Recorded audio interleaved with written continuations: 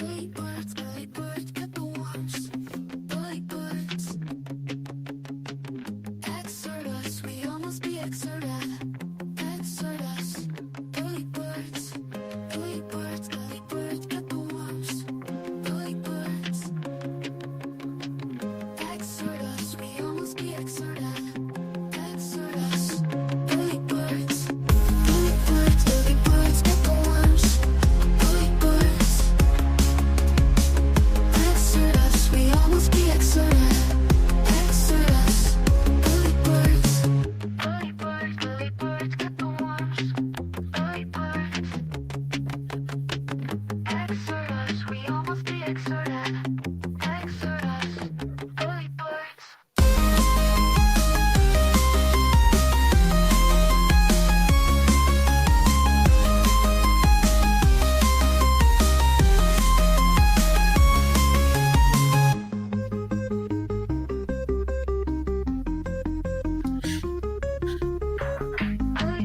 Early birds get the worms. Early birds. Early birds get the worms. Early birds. Exodus, we all must be exodus. Exodus. Early birds.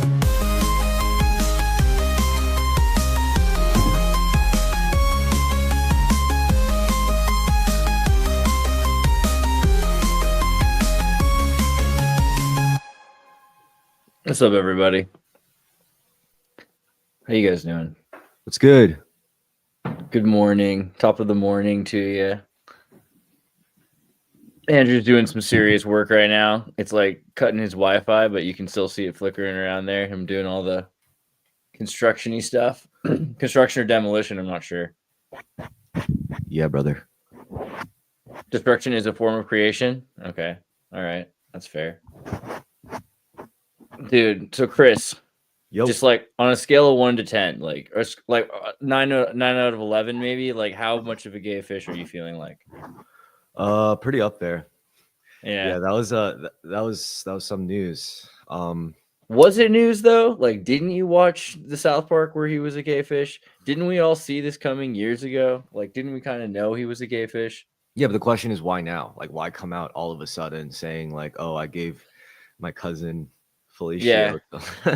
Ye went pretty hard in the paint, I guess. I wonder about that. Like, it's pretty weird that he decided to like say that, I guess. But maybe it was like, I have a theory. Like, my theory is that throughout his career at different inflection points, like he was just messed with, blackmailed, whatever, where like the record execs would be like, yo, we know you were into some Nazi rhetoric back then. And then he's like, oh yeah, well, watch this. And he just publicly comes out as a Nazi. Or it's like, yo, we know you sucked your cousin's wiener until you were or 14. like worse. Yeah. Yeah. There's like a Diddy tape. So he's coming out to explain how he got there. Or Yeah. something like that. For sure. I totally think that's what's going on as well. His newest album's called Cuck. He changed the title to, he said. Like, I think he's trying to publicly shame himself so that there's nothing left that they can pull on him. That might actually be true. Yeah, like self-immolation. You know, it's like, what are you going to do to me now? You know, it's all out there. I mean, what else can a celebrity do except just put it all out there? It's like, yeah, I was at those parties. Yeah, I treated people like porter potties, you know, like I did all of that. Yeah. That might be real, man. That's kind of what it makes the most sense to me. I mean, but yeah. Kanye West is a weird thing, dude. Like, just generally. Yeah. But he is an artist though. I mean, like even my friends who were like really making fun of the video, they were like, this is a pretty good video though, you know, in an artistic sense. Like, and the song like reads like a diary entry, you know? I mean, I feel like what I thought about Kanye West was that he was making a certain kind of music. This is years ago, right? But then he like got in this car accident and then they wired his jaw shut, right? You know about that? And so for me, I feel like everything he does changed because of that, A, head injury, and B, because of that metaphorical, we wired your jaw shut and we can unwire your jaw shut. So we control what you're supposed to say. Andrew, you're trying to say something?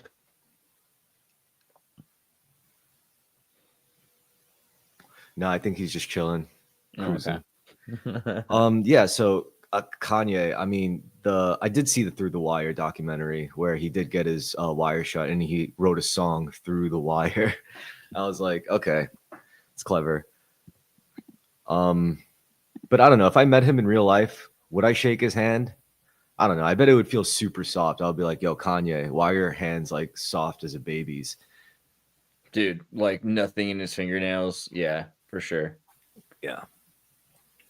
That I makes think that's sense. like a rich people thing. Like apparently if you're rich, like they'll really judge you based on like the finer details. Like, oh, look at this person's nails. It's fucking filthy. Meanwhile, like if you're a working class stiff, you're like, who gives a shit? You know?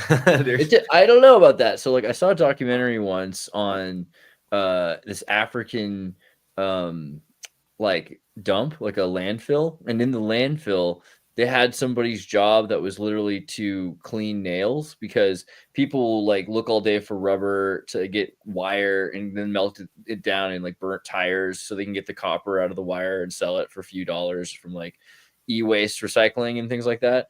But then their fingernails get all dirty, and the main thing that you do is show your wealth, right? So like if you are driving around and you're wealthy, you might have a nice car. But like if you live in like a neighborhood, like an inner city, like in parts of New York, you might care more about your shoes because more people are going to see your shoes, right? Yeah. You know? And then the other side of it is the more people that, you know, see your fingernails in Africa at like this landfill, like they're going to see how clean your fingernails are. So everyone was paying to like really make sure that their nails look good because they wanted people to think they were clean. Or it's like in China, like how fat you are. Oh, look who woke up. Look who's out and about today. It's me, everybody. I hate all of you. How you doing? You don't know what hate is, you know? Like pretty sure. Hate. I know the player haters ball. That's all I know about hate.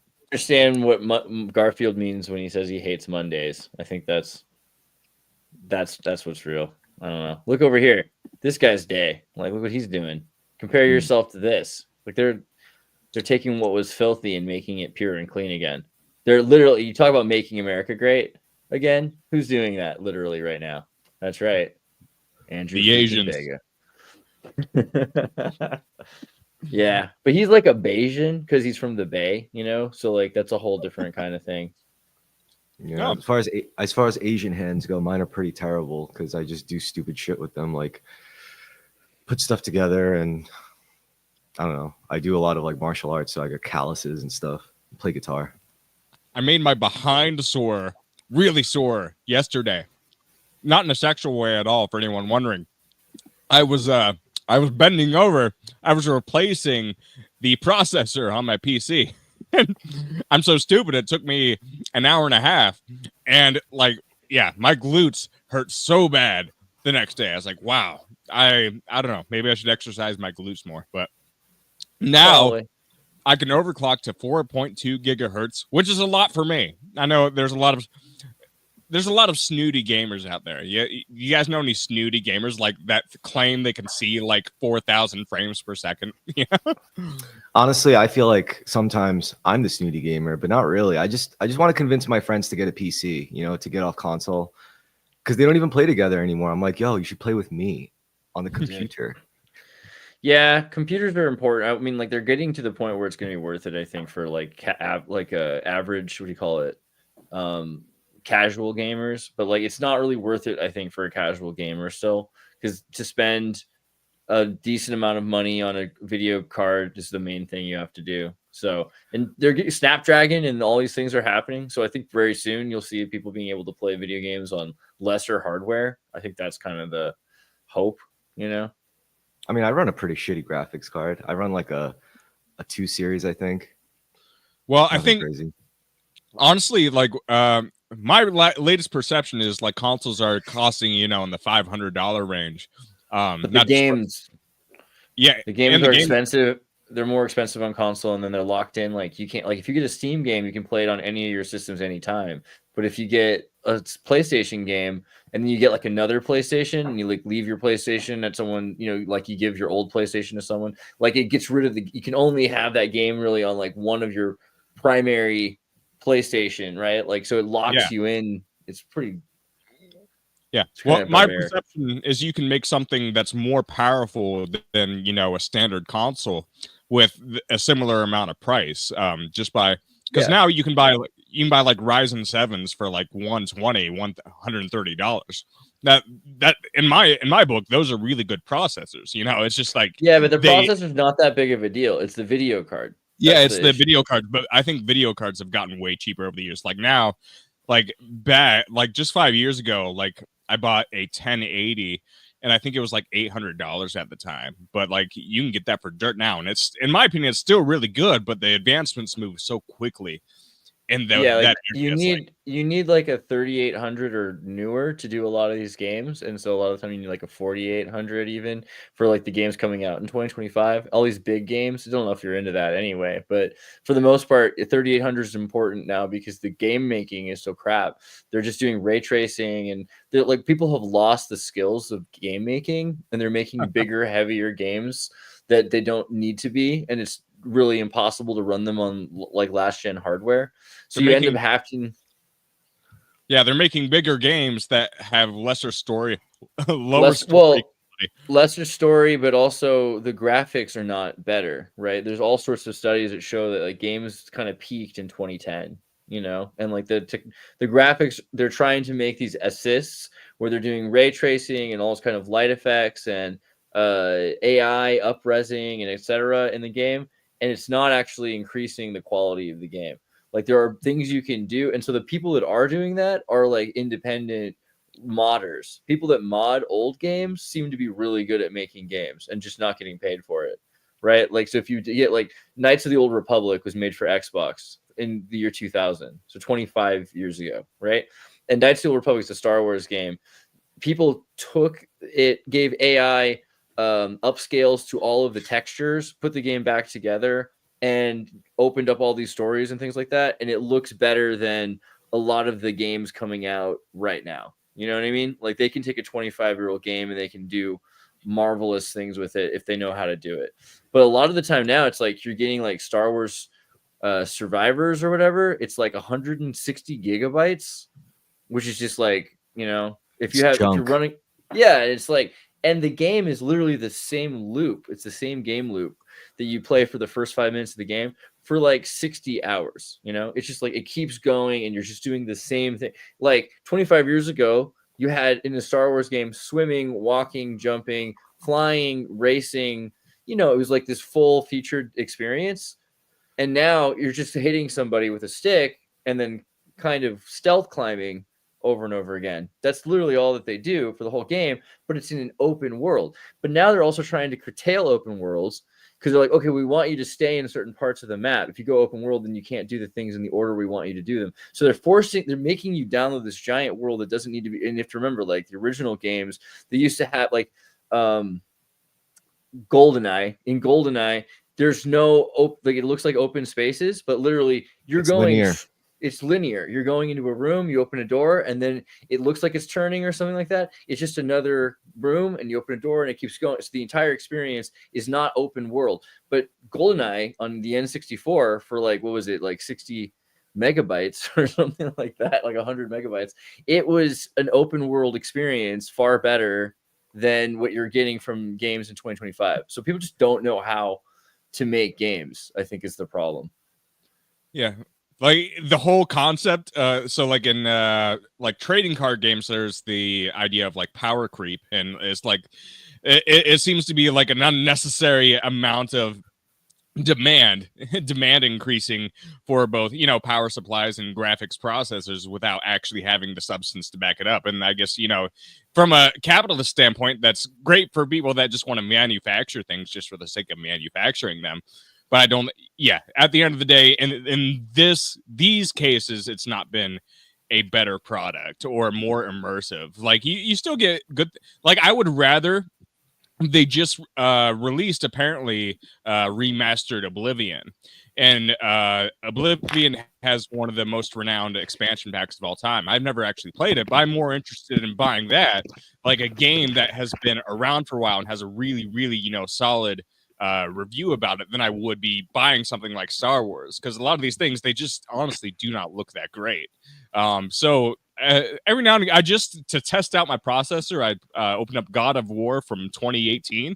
That game looks phenomenal. Like it looks phenomenal at 60 frames per second. And I think anyone that thinks differently is utterly, utterly high. And so Stupid. That's what you yeah. are.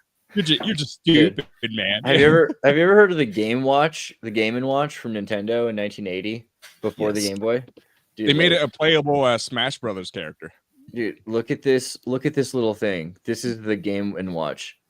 This was before the Game Boy, and it had, you have to imagine when people still like lived outside and did stuff with their lives, like Yeah, you go outside, smoke a cigarette, cut class, play some game and watch. My God, bro. And it's this tiny credit card sized little thing from 19. It's like way smaller than the Game Boy. And it had pretty interesting games. Like, to be honest, it was pretty sweet for 1980. Yo, Like a good. I mean, they could have done even more awesome game. They could have put Mario Brother on this. They just hadn't invented it yet. I have a question, Andreas. Have you ever read the reviews, like the Amazon reviews on the Threadripper Pro processor? No. Should we check those out or something? That Yeah, costs it's like really- $5,000. Yeah, it's like a $5,000 processor, and the reviews say something like, "Oh, this runs great on, you could run Fortnite great on this thing." Or I was like, I was processing some skibbity toilet memes, and it just crapped out on me. 0 out of 10. All right, $10,000 for the Threadripper Pro.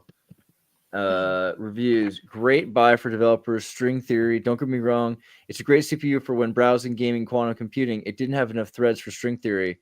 We'll make it 5-star once it does. That's kind of cool. It's nice to know what people are working on. It doesn't meet my needs. Although this is extremely expensive, it doesn't function as well as I thought. I render multiple videos at 3D models simultaneously. For example, I was rendering a skibbity toilet Ohio Giat Sigma Riz edit when all of a sudden my computer shut down, and I traced the problem back to this thread ripper. Really disappointed with this, especially the Phantom tax.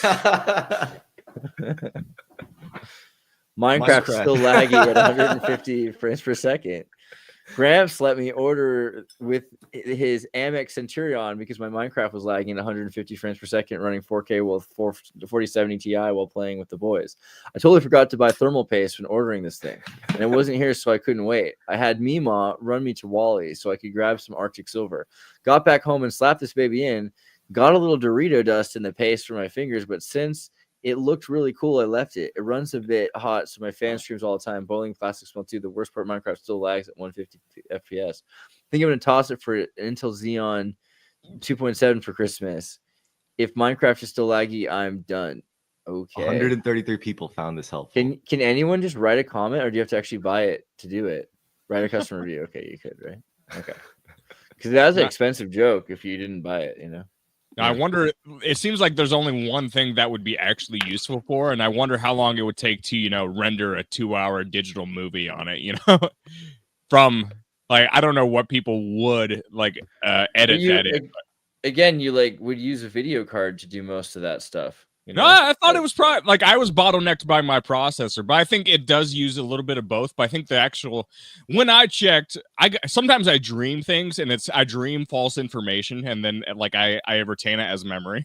But I mean, you can process on your processor, but it's usually less efficient, right? So if you can get a video card that can, I didn't think video cards were built specifically to do rendering algorithms. Certain ones are. For sure. I would say most of them are more suited for it generally, just because the way a processor works is it has you're doing 20 questions, only it's millions of questions. Is this this, or is this a pixel? And what color is that pixel, right? But if you already know basically the gist of the questions, which is why AI and things are making it easier to ask less and less questions, it doesn't have to calculate such a large amount of memory that the question can be a shorter question. So for a CPU, you're wasting a bunch of the thread, but for a GPU, a graphic processing unit, it could be we assume it's a video pixel. Is this pixel red? Is it blue? Is it green? Yes, and then it moves on. So it's less datum at the time, but it's more efficient because you're running simpler questions because they're just about video, or they don't have to be just about video. That's the interesting thing about more shorter operation points, floating operation points. That's very cool. no, it's radical. Do you want to stay on this subject? No, sorry, I just nerded out because you brought it up. It's No. pretty good, though. I appreciate that. So like, the only other side note is like now when I render music, it seems like my, like when I render in Reaper, now it uses a lot of processing power. So now it's like half the time. Now I don't have to worry. I was so bottlenecked, but now I feel like music is unique in that you can make some of the wildest stuff out there that you will ever hear, and you don't need like that much power. Like it's way Totally. different than the video rendering world. So like I feel like I have enough headspace to do a lot more stuff. You know, it's like I think it's it's like a M1, you can do just about anything too. That's either like this. So I'm really interested in like RISC, and so like reduced instruction set computing. So calculators. So Snapdragon, and in the future there's going to be RISC-6 is happening with their like Pi devices and things. But you can do amazing stuff with like the Mac M1, which is now they're at the M4. So like for a few $100s, you know, like not a lot, you can get an M1 Mac Mini or like one of those old machines. And the RISC architecture, it's all integrated on one circuit, and it's really impressive. And you can be working in 4K video, you know, live essentially. But also, why would you? Because you can always just, and I think most video editing software does this, is you make a thumbnail version of the video to edit. So while you're editing like a low, like 140p or 240p in like AVC, you know, like a smaller compressed version of the video. But then it's just making an XML file with the points of edit. And then you export that, it does it to the real 4K video. So when you render it, it might take 10 minutes instead of 1 minute, you know, but Yeah, it's you're still talking about like automating effects like fade-ins and outs and cuts and all that stuff. And that's basically its own format file, which gets exported and applied to the real video file.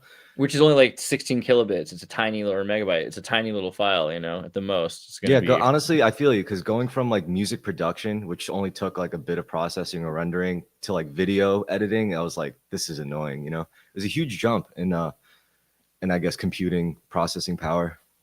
Yeah, it's true. But yeah, I think the other thing that's kind of interesting is Snapdragon, because they are working on kind of like the Windows equivalent, and I don't know if Windows is the right word, but like the MS, like the DOS equivalent, because it's a machine that you can run. I mean, all of them can run Ubuntu, and they can all be, you know, Linux machines. But a lot of people that are native to Windows have a hard time with Mac, and that's totally fine. So it's cool to see that Snapdragon's like, you can run, what's it called?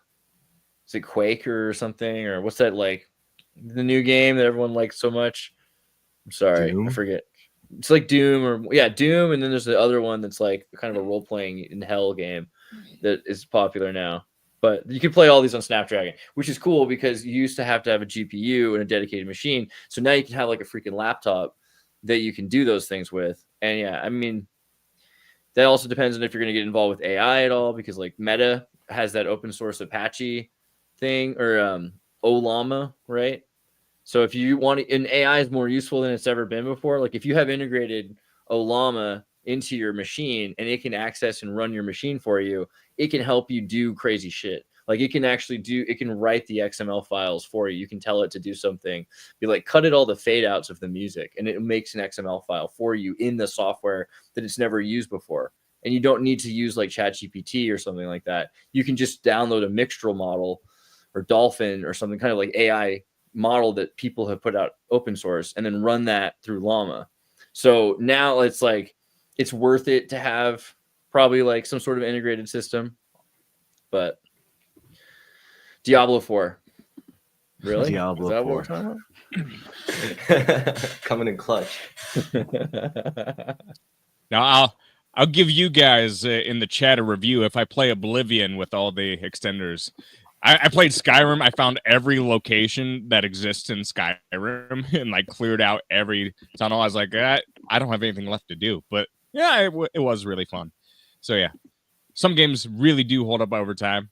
That's your TikTok brain rot for the day. Just enjoy those.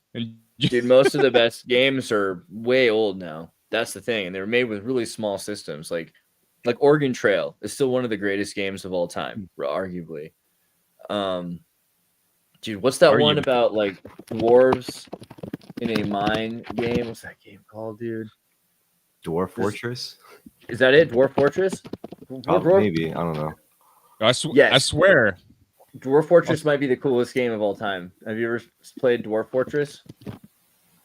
No. Okay, Dwarf Fortress looks like it's all. Let me try to find like an example of like ASCII. Is it like? Here you go. This is what Dwarf Fortress looks like. Okay, it's not a good picture of it. I'm gonna go back and try that again. View image bigger. Okay, so this is Dwarf Fortress. Do you see what's going on here? Do you get what's happening? Yeah. All right. Do you want to try to explain it? Because I think Kurt's like, what? Okay. Almost looks like Minesweeper.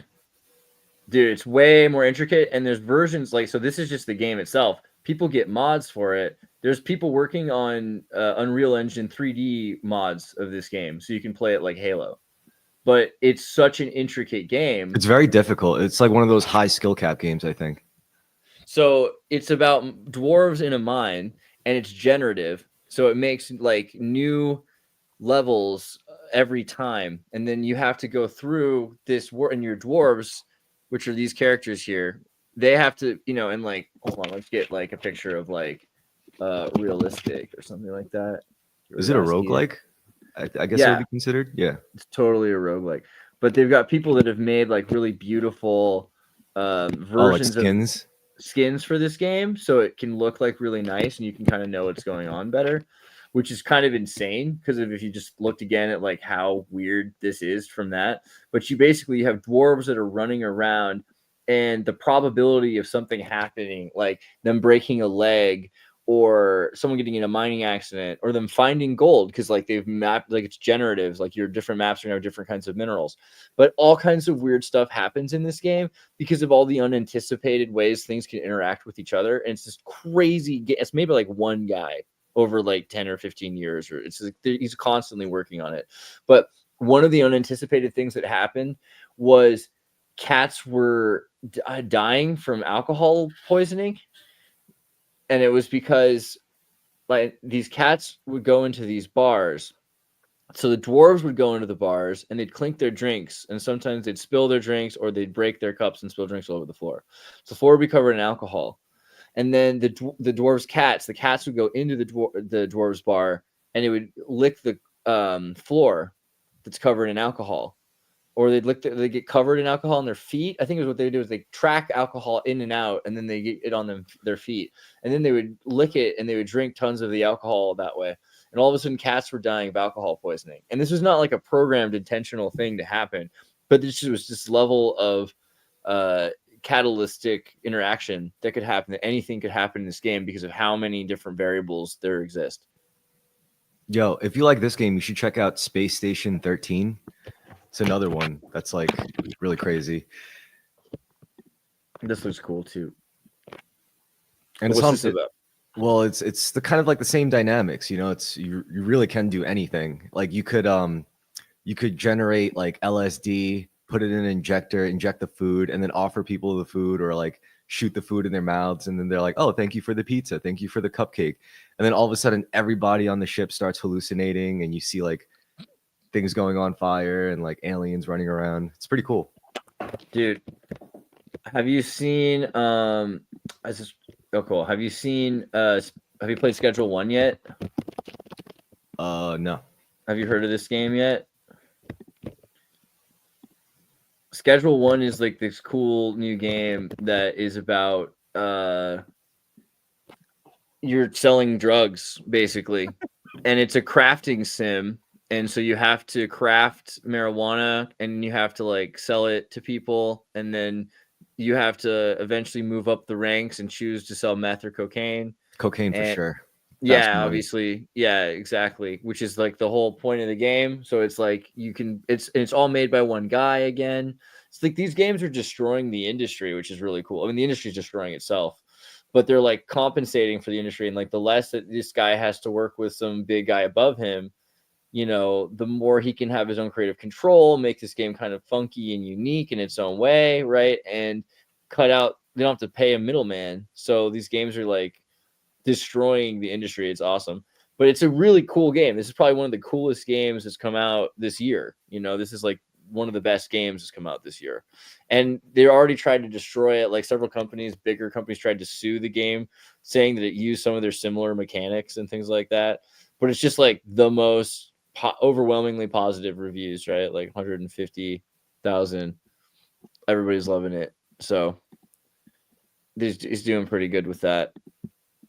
I mean, Like, I think anytime ever since something small is successful, it's like, oh, they stole my idea. That's just what corporations do. Totally. Yeah, exactly. Sorry, Chris. no, I was just gonna say even games since like GTA, they've just been like gangster thug simulators or training programs. It's like, yeah, this is how you make a come up. Dude, Don't recommend emulating the behavior of a drug lord by any means, but it's like, I mean, sometimes if you got to do what you got to do, like if you get cancer and you have a family to raise, and you just happen to be a science teacher. there is the purity of like creative expression there, and I think people can appreciate video games on just that level. So it's like, I don't want to say certain words, but like, imagine there were like well, there already is a murder simulator. It's like you can do anything, almost anything obscene and awful in Grand Theft Auto, and it's like, I don't have to make a murder simulator. It already exists. We just don't call it a murder simulator, Dude, like that game Wicked Island, right? We should make a police brutality video game where you're the police officer and you have to like beat up as many people as possible. That's I'm pretty sure that exists. Yeah, I just played that this weekend, actually, Police Simulator. Although most of it starts out pretty slow. You have to like get parking tickets and stuff before you end up meeting people that you have to really like, deal with. But yeah, it could be pretty good if you made it like more about like police brutality or something like that. And like, you constantly have to, if you get in trouble, you have to go to that conscientious sensitivity training, that works hard even. The game Max Payne 3 was like hailed as like a really good game. And it's literally just about like an ex-alcoholic bloated cop who goes to Brazil and just shoots a bunch of fucking poor people, like poor brown people. And it was a great game. Like it played really nicely, but like narratively you realize like this is kind of fucked up. Pretty cool, but fucked up.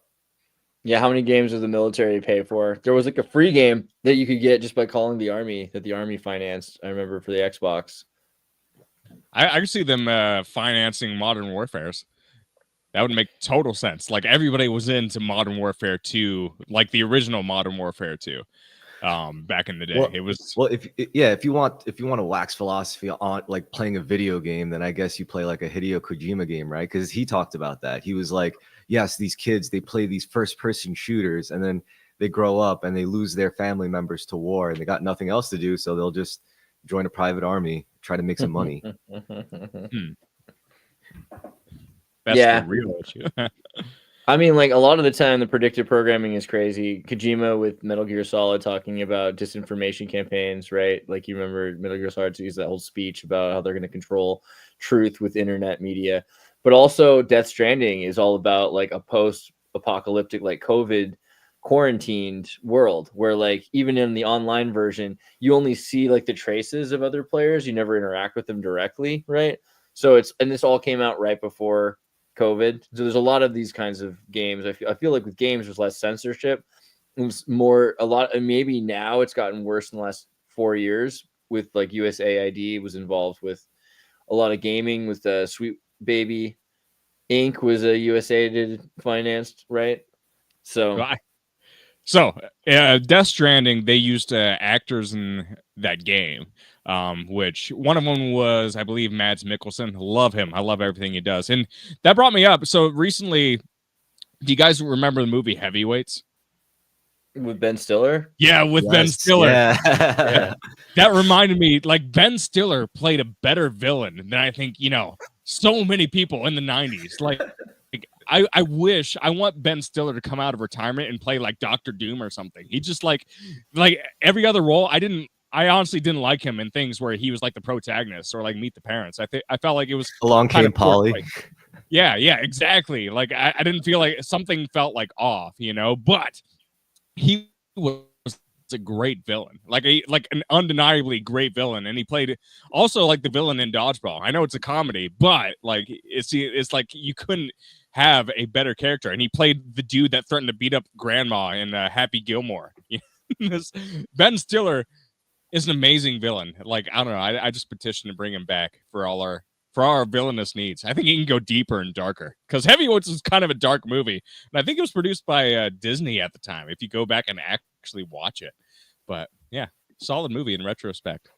Ben Stiller's weird because of his like connections to like MK Ultra, right? Because he made Zoolander, which is all about MK Ultra psyops to cover people in trash, to make people wear trash. I think trash is beautiful. To romanticize homelessness so that we can get people ready for to own nothing and be happy and live in pods society, right? And in the World Trade Center movie with Nicolas Cage, right, where he, everyone dies and is crushed in the friggin' tower. These firemen who all die, including the dog Sirius, right? Sirius Constellation B, like that's the name of the dog that died. There's a poster of Zoolander that the World Trade Center has on the side of it. That the plane is crashing. You can see the shadow of the plane go across the Zoolander poster, and it's the only poster in the movie. It's the only thing that's referenced from the zeitgeist of the time. Essentially, is Zoolander, right? So there's something interesting about that for sure. And he did Larry the Cable Guy, which is such an MK Ultra movie about trauma programming. This guy is completely traumatized and his life is horrible. And so he escapes into television, and the television was like set up on purpose for people like that to program themselves so that they could become assets in some respect, right? This multiple personality program that goes into Larry the Cable Guy. Plus he did, what's the movie with the golf, right? Like the Never Go Full Retard. Tropic Thunder. Tropic Thunder. With, like Tom Cruise as the producer. It's very, I think Tom Cruise does an incredible job playing like the Los Angeles producer because he knows what that's like. It's almost anti-Semitic that he did it, except for the fact that he was coached and directed to do so by Ben Stiller. But it was incredible.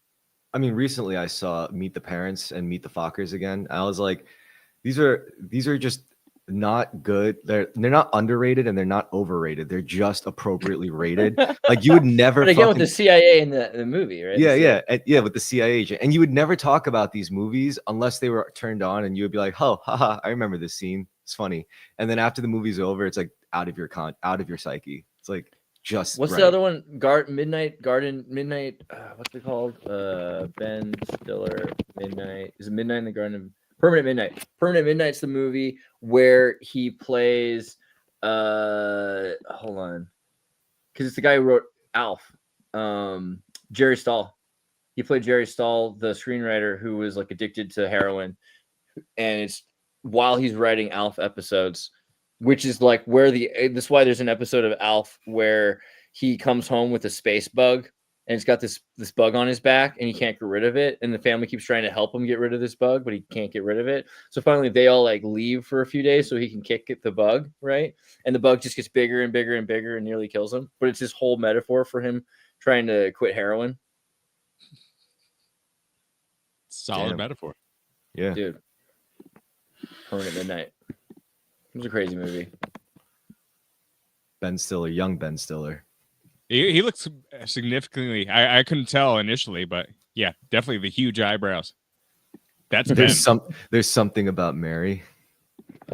Oh God, yeah. I don't know. I never really liked Ben Stiller, but maybe that's my own fault. Like, it's just obviously he's so lucky because his dad was in Hollywood, so he could make movies to begin with. But like, didn't he do like, what was it? Did he do 5 weeks of Saturday Night Live before he got the Ben Stiller show? Like, he just failed upwards so famously. It's like Zach Braff. I've watched clips of the Ben Stiller show. Some of it was all right, but like, yeah, I think Ben under the shadow of Jerry is like Jerry.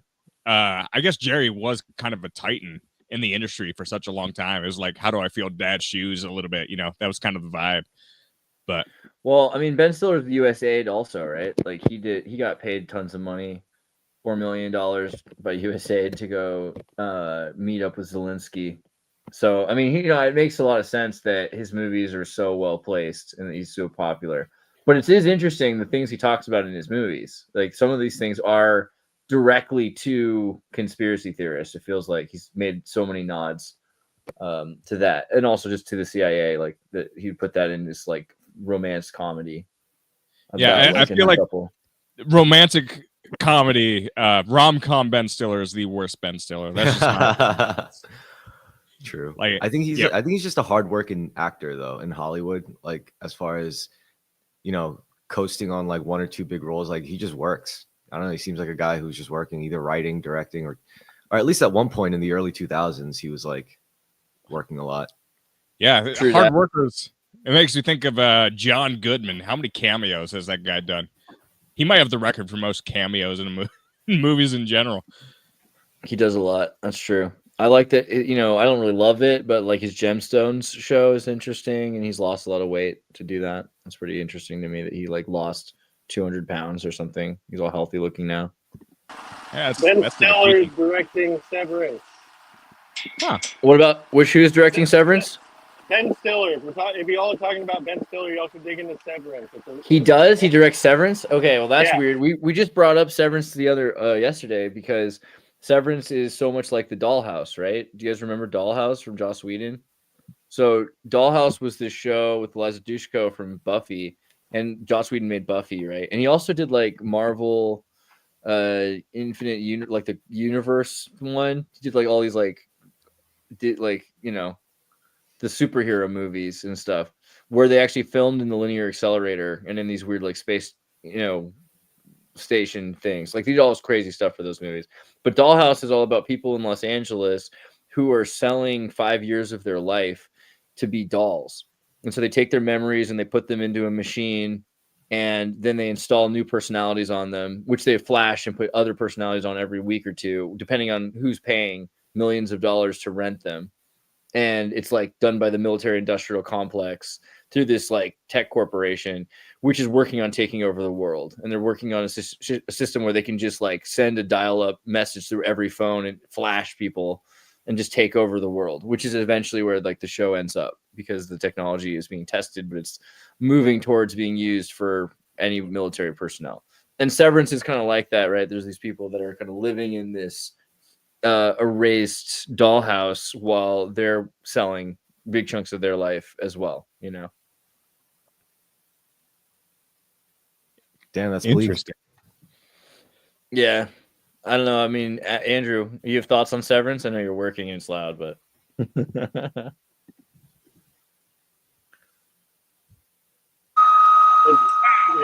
this is what I'm the guy going on. So can't offer much right now.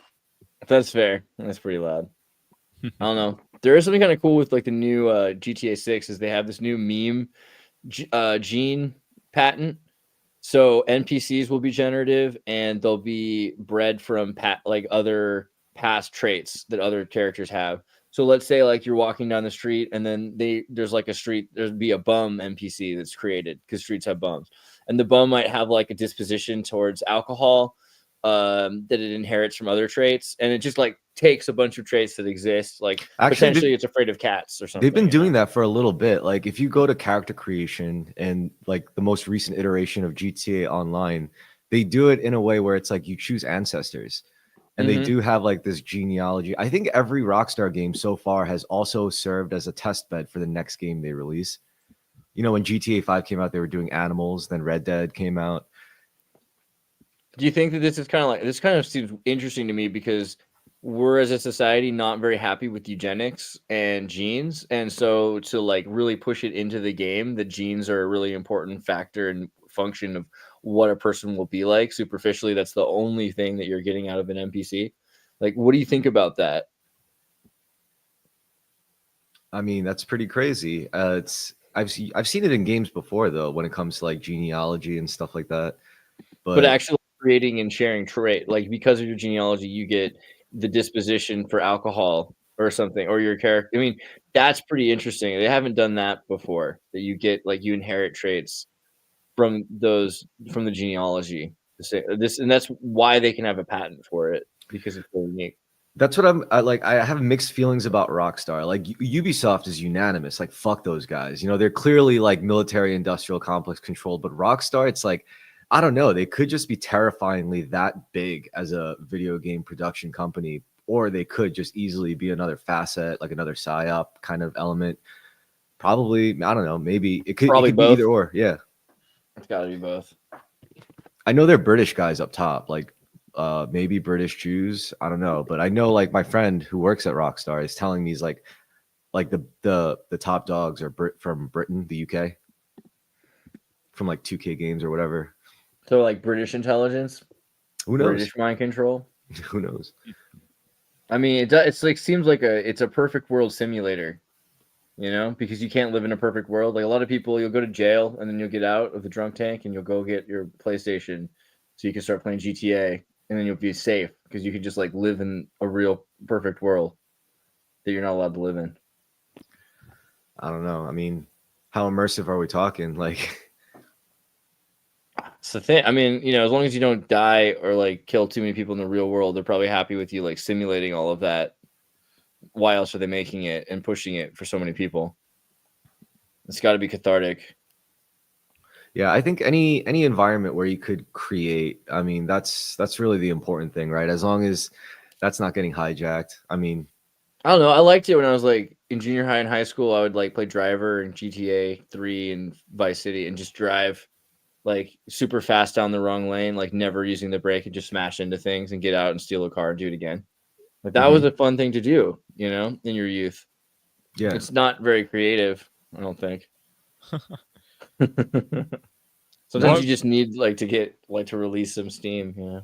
Well, that's just like I think that's part of the issue with modern gaming. It's like a lot of these themes and elements have been explored to the point where sometimes it feels like you're beating a dead horse. Like how can you improve upon the first person shooter? Well, it's like it feels like we've already had the best first person shooters.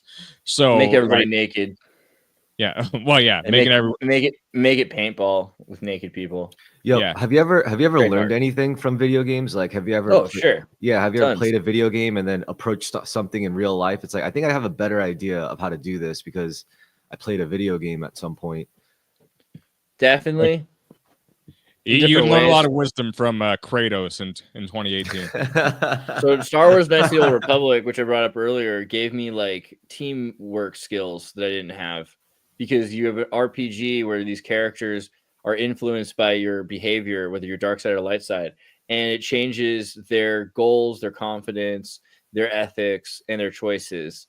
And so, you know, you have to keep it together for the sake of your team, essentially, which is really, I mean, for a kid is an interesting emotional experience.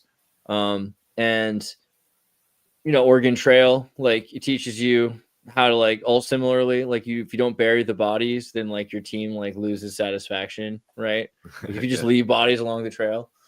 And you have to like and like using medicine and like also like how much you save and living like Red Dead, right? You save all this money until you get tuberculosis and then you just live for today every day and you start buying bottles of hair tonic and just growing out your beard more, right?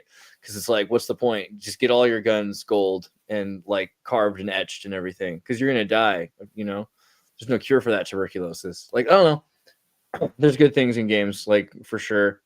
The Pentinent, I think it's called. The Pentinent's this cool game about the 15th century in Germany, where you're a art like an icon scribe, like you do like you're an artisan, and you go to this like weird town in Neuburg where there's Roman ruins underneath this church that has a fake relic that Christian pilgrims tour to see, and it's like the more I got into that game, the more I learned about 15th century. Like more than I thought I already knew. I thought I knew a decent amount, but like living in it is really interesting as well. And these immersive experiences. So yeah, I think you can learn a lot from different kinds of games for sure.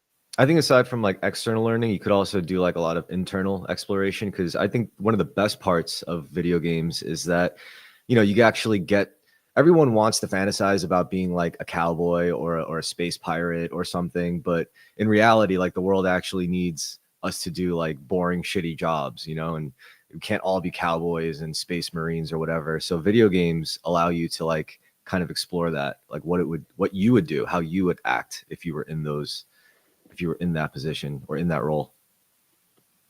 Dude, The Sims, because you like want to get the best job. And of course, I was introduced to The Sims at NASA. Like there was like a booth about it. Like they're so obsessed and interconnected in this weird way. So you have to get the NASA career in Sims. And so I was like working at NASA and playing the game where I'm like a character that's working at NASA. And eventually you build a rocket and you're going on all these rocket trips in your backyard, but like your character gets older. So eventually like you're this old ripped guy who has like all this money and is working at NASA. And then like you die after like making contact with aliens. And it's like, was it worth it? You know, dying in the Sims, brutal, dude. That's a lot Yeah. of old age. Sucks. You got that homunculus effect going on. Yeah, that scares you. Oh, dude, but mods are cool. Like that's the other thing. Mods teach you so much about games that you can like change the games. Like basement mod for the Sims game where you can give all of your Sims drug addictions. And you have police in the neighborhood that are looking for drug addicts, and like some of the police can be addicted to drugs as well, so they can be crooked cops. And like all the crazy stuff that you can do with mods. I feel like that's the secret. Can you check yourself into rehab? All of it. It's Yeah. all there. Yeah. I mean, like, that's the thing. And like these kinds of things, it's like, so people don't realize that exists, I guess, but that's the whole point is they make a mainstream game that's like G-rated. And then they have, I'm pretty sure a lot of it's like the same team even that makes the game is involved with the mods. They just don't officially release it. It's like the fans are releasing it. But like that's, I mean, clearly people who worked on the Sims are making the Sims mods. And that's pretty interesting. They just don't want to have the company officially release a game about drugs. But every game has these mods, right? You know, that can make the game a completely different game. Yeah, we're all just Sims characters for some higher dimensional player of a crazy simulation. Dude, the Black Pope, right? You see that they want to make this guy the Pope? I thought that was kind of cool. Nice. He looks very papal. I like it. papal. Yeah. It's kind of like it's like Doctor Who, you know? I mean, there has to be, you know, some, you know, well, I mean, there's like black bishops out there, right? Yeah. Okay, But he yeah. is a cardinal, Well, right? because Isn't he? yeah, like Catholicism extends into parts of Africa. I'm pretty sure, right? Oh, for sure. And there was a Black Pope at some point in like the 3rd or 5th century, or, you know, there might have been several, but Well, like there's been undisputed. Oh yeah, because there's been many points where there's thousands. been like 3 or 4 popes. You know. Well, just Romans. There were black Romans, right? And so there was a Roman Pope who was black in like the earlier church in the Roman Catholic Church, though still the regular Roman Catholic Church. This guy is from Africa. What's his name? Robert Serra. But you know, he is. I think he's from South Africa. I forget exactly where he's from, but he'd be a good Pope. I think for a lot of reasons. I think he'd be like not so associated so much with the Sicilian mafia, and that might be interesting in and of itself for a pope these days. Like there hasn't really been one that's been like adjacent to the mafia since Pope John Paul I, who was like assassinated a month into his popedom and replaced his papacy, immediately replaced a month later with Pope John Paul II. And ever since then it's been like Nazi popes, right? I was kind of Yeah, who was the Pope that was from Buenos Aires? Isn't that Pope Francis? Yeah. Oh, Yeah. okay. But like before him was Ratzinger, right? Ratzinger is Pope Benedict, and Ratzinger was from Germany and was in Hitler's youth. And Pope John Paul II, I think he was Polish, but man, like he took Nazi kids on ski trips. There's all these pictures of it, right? Like when he was like in charge of the Hitler's youth and everything. So there's a weird thing there because obviously Pope Pius was involved with the Reich, and then they double crossed them. The Catholic Church basically double crossed the Germans and then went with the CIA. And that, you know, they like the Germans were winning while they were working with the Catholics. I mean, And would then you rather the have them, you know, Americans stuck were it out with the Nazis, or is it? Do we forgive them a little bit for being like, oh, we'll go against the Nazis? On this? I look at it more like I think It it's more like depends. Vril Society stuff, you know? Like initially, the first treaty that the National Socialist Party made was with the Vatican. So Right, are we pretending that this is the best timeline? Is that what we're doing? Okay, sure. Glad things worked out. I mean, I don't know. I was This is recently the told best about of all possible worlds. That's why we're here. yeah, why I we was exist. told about a funny ass book where it's like in an alternate history where Hitler ends up coming to New York in like the 1920s as like a pulp sci-fi author, and in it I forgot how he wrote the book, but I think in the book it's about how communists took over the world or something. It was an interesting read. Makes you What's the think. movie with Tom Cruise where they try to kill Hitler? Valkyrie. Valkyrie. So Valkyrie is a really interesting movie to me because it's made by Spielberg, and I remember like the real interesting thing to me was like the soundtrack of it, because I mean, not just the music, but the sound effects in the foliage in the background. First off, I mean, the aesthetic of it being like America's favorite heartthrob, movie star, all-American boy, you know, Scientologist, everything about him, Tom Cruise, right? Tom Cruise is your hero, this protagonist, and he's in full Nazi garb the whole freaking movie. So it's interesting because this is the pinnacle of woke corporatist fascism prior to self-awareness.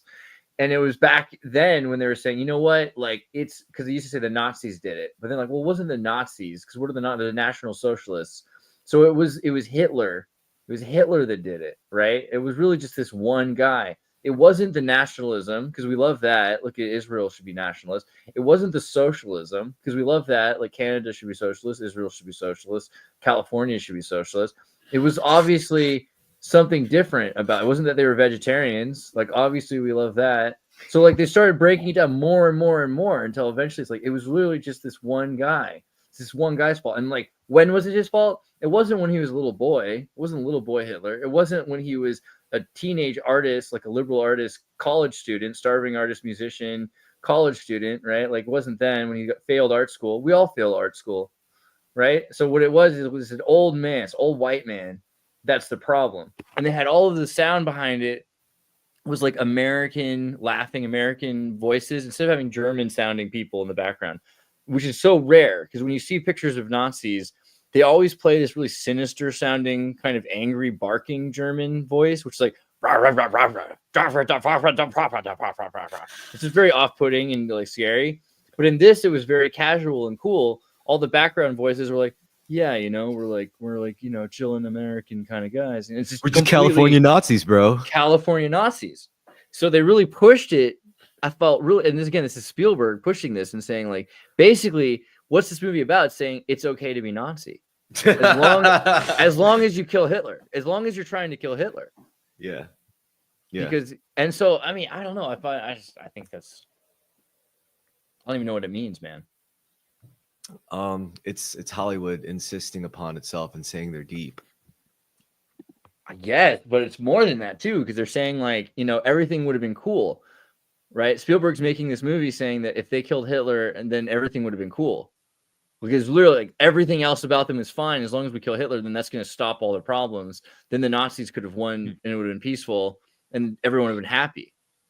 That's a weird thing to say. That's a weird thing for a movie by Spielberg to say about the Nazis after he made Schindler's freaking List.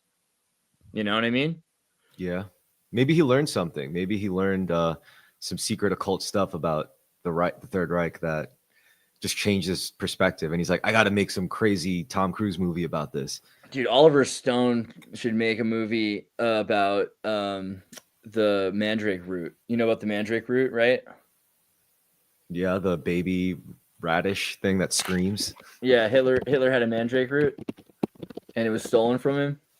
You know that whole thing? I did not like The Godfather. So like, he had a gypsy lady or something, and she like did the whole ritual where you have to, a hanged man's spunk has to hit the ground and everything to grow this human shaped root. And once Hitler got the root, he was winning the wars. He was winning the battles. And then it was stolen from him. They should have really made this a movie. The stealing of the Mandrake root the night before D-Day. And then that's why he lost the offensive. I mean, it's a huge part of it, I bet you. I mean, at least psychologically, that would be super disabling, I feel like. You lose your So you're saying your magical Hogwarts is thing. real? Well, I mean, why else would Britain produce such crazy propaganda for you about it? J.K. Rowling was right. I feel like, again, J.K. We all Rowling, should have do you black really... mold in our houses. Is it chauvinist to think that J.K. Rowling is a ghostwriter? I'm not saying that it wasn't women who did the writing for her. I mean, not a ghostwriter. She's like a pseudonym. I don't think she does her own work. Like, I have a really hard time believing that she wrote her own books. I feel like the British intelligence and Signal Corps wrote most of her books for for a particular purpose, for a particular world agenda, because Harry Potter was so pushed there's so many books out there. People make all kinds of interesting books. Why did they push Harry Potter so hard? And also why is it so, there's like a dense allegory in there that's really impressive. It's like Shakespeare. Exactly. This whole idea that J.K. Rowling is real. I don't think J.K. Rowling is real. And then the fact that she's pushing her TERF ideology now, so that, the beginning of the transgender reaction is associated with known faces that are adored by the older Democrats, like 40 plus Americans and people around the world that are kind of more socially conscious, who all loved Harry Potter. So this is the next push against that, back to a conservative norm. She's associated with it. That seems really interesting to me, because it places her in a good place for the next 4 years. She was in a bad place for the last 4 years, right? But that only made her more famous and more relevant again, so that she can be some sort of a spokesperson for traditional ideology, which it seems like that's what she's pushing for now. Yeah. I mean, she's always been the TERF writer lady in the eyes of the young people. In the eyes of the older people, they're just like, oh, she did Harry Potter. Post says J.K. Rowling. Oh, you mean Robert Galbraith? Xirtus? Is Robert Galbraith like a alleged true creator of Harry Potter or something like that? Is there some kind of intel on that? So Galbraith, let's see here. The hallmarked man. Rowling discusses the team and dynamic running grave. Interesting. Okay, so you think, yeah, Post, love to hear more about this. If you have any information on the idea that like other people are writing her stuff for her, I wouldn't be surprised at all. Also, that name itself, Robert Galbraith, that even seems even more like a Shakespeare kind of name, It's like hard to believe they exist. It's crazy. British psyops. What a trip. I couldn't even begin to unravel that thread. Well, and if you wanted to do the Shakespeare connection, sorry, just how like William Shakespeare is sort of like a dick pun.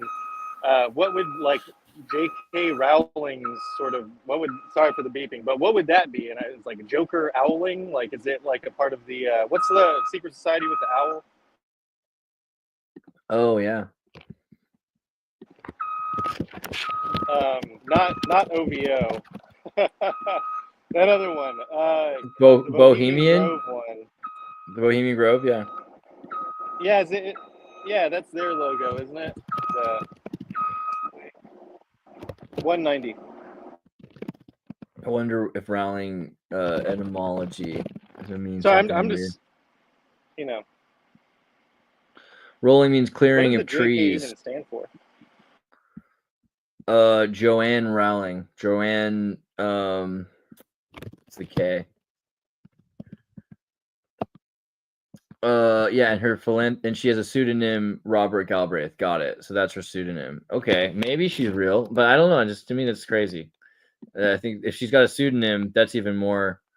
But maybe, I don't know. Like, I'm not saying people can't write their own books, but like, it seems like a big thing for people to have published important literature that's super popular and put in the bestseller list and everything, that they have ghostwriters that are doing like most of the work for the purpose of using that name to sell a product, right? Are we still talking about books, or can this apply to other things as well, like music? Or go for it. Yeah, we were talking about books, but yeah, music's too. I think a lot of time that's what happens with music. You bring in new artists to do the album all the time. What is Ye doing? Ye is like using AI to make his music now, right? Like completely. Yeah, he's always been like a low budget kind of fucking producer. Like, it's not hard to layer tracks together. I mean, to do it right, I guess that's pretty impressive no matter what. But I think after like a certain level of just mixing and recording and compiling, like, it's just easy to just put shit together. And that's usually what he did. Was his only good album. Only had one good album. Some of his songs were literally just Poop to like the scoop. poop to the scoop. Yeah. Not a bad one. I like that one. It was all right. I had a friend who called it genius. Like, as soon as it dropped, he was like, yo, listen to this. And it was just poop to the scoop. And he was like, it's genius, actually. I was like, okay. Genius. Dude, Yeah. this chick said she didn't want to work for NASA. And it was just like young liberal woman turns down NASA internship because of the current administration. And so I said NASA soon will be filled with QAnon flat earthers. And I think a lot of people mistook that as like a negative comment. You know, I don't think they really understood that you know that I mean that as like a positive turn of events. All right. Hell yeah. It's actually hilarious. But no, it's like, I don't know. It doesn't seem like you're actually changing things for the better. Like if you're taking that principled stance, like, I don't know, like Trump theoretically has something to do with NASA, but it doesn't seem like, you know, he's made NASA a huge part of his political ideology, you know?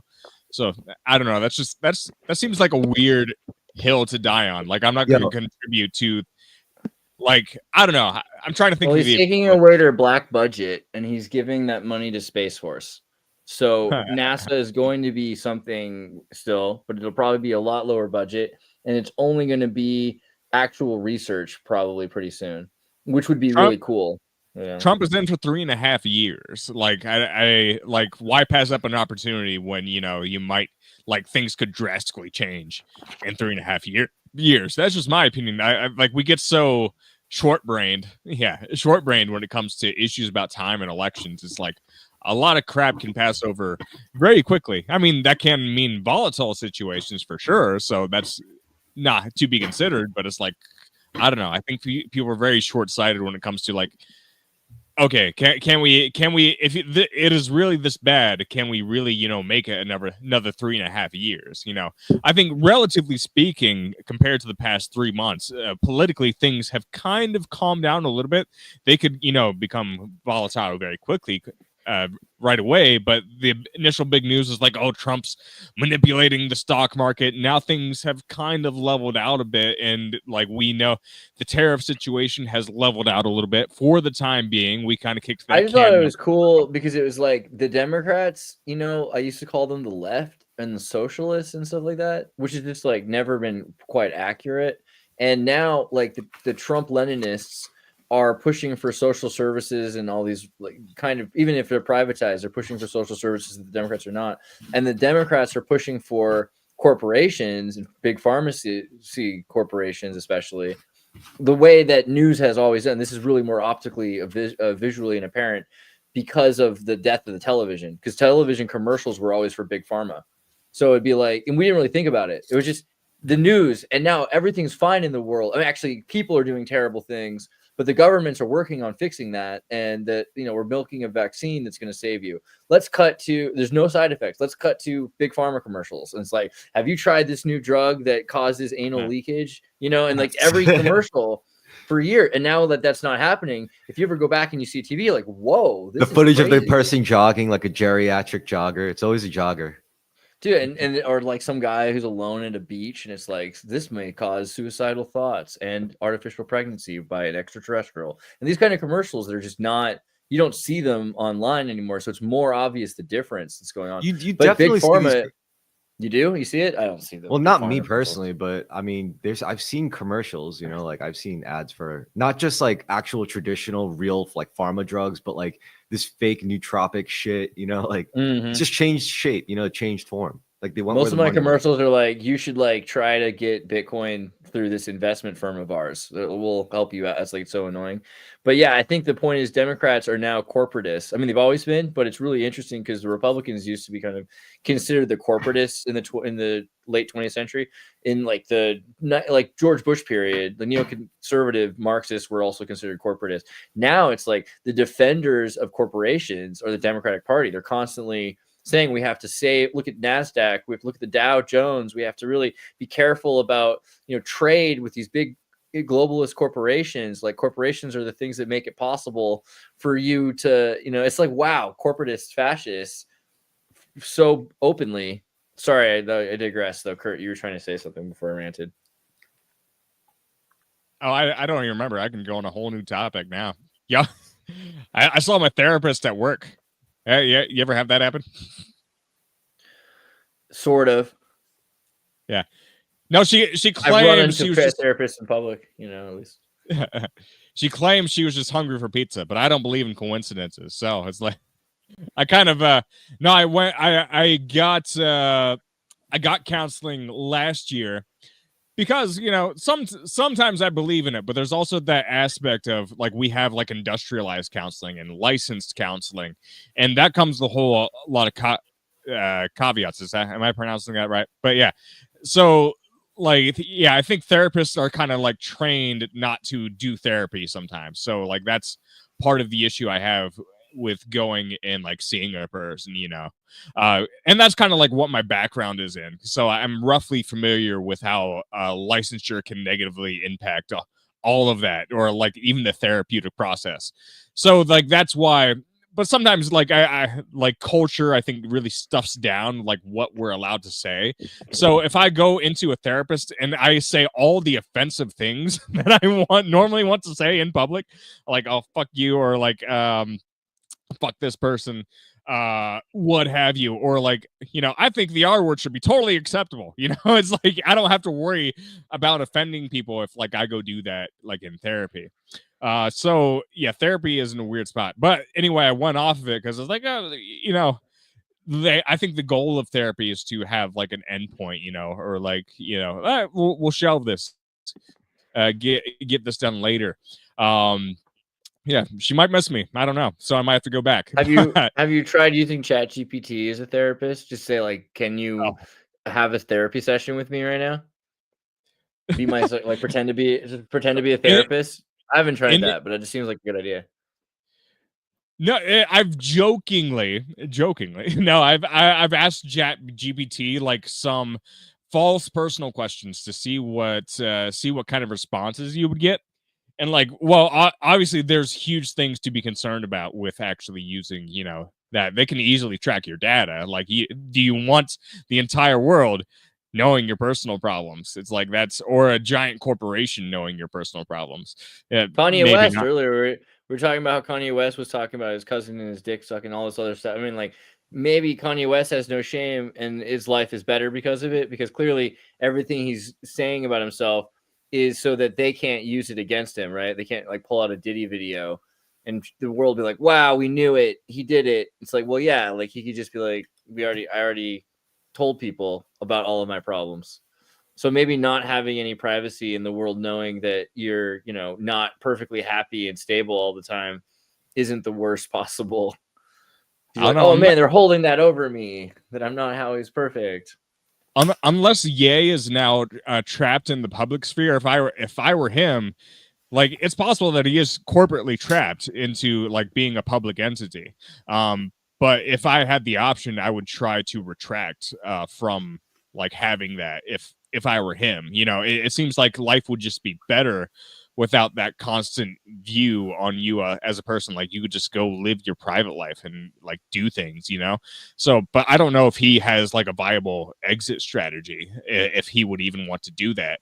Well, I think it's that's taking your obscurity for granted. As a non-famous person, you always have the option to just fade away, to just like not like interact with people and to just be a fly on the wall. Like once you reach a certain level of fame and wealth, it's like not possible. No, I think there are degrees to which it's possible. You go to PewDiePie went to Japan and he's super happy. You know what I mean? No one gives a damn.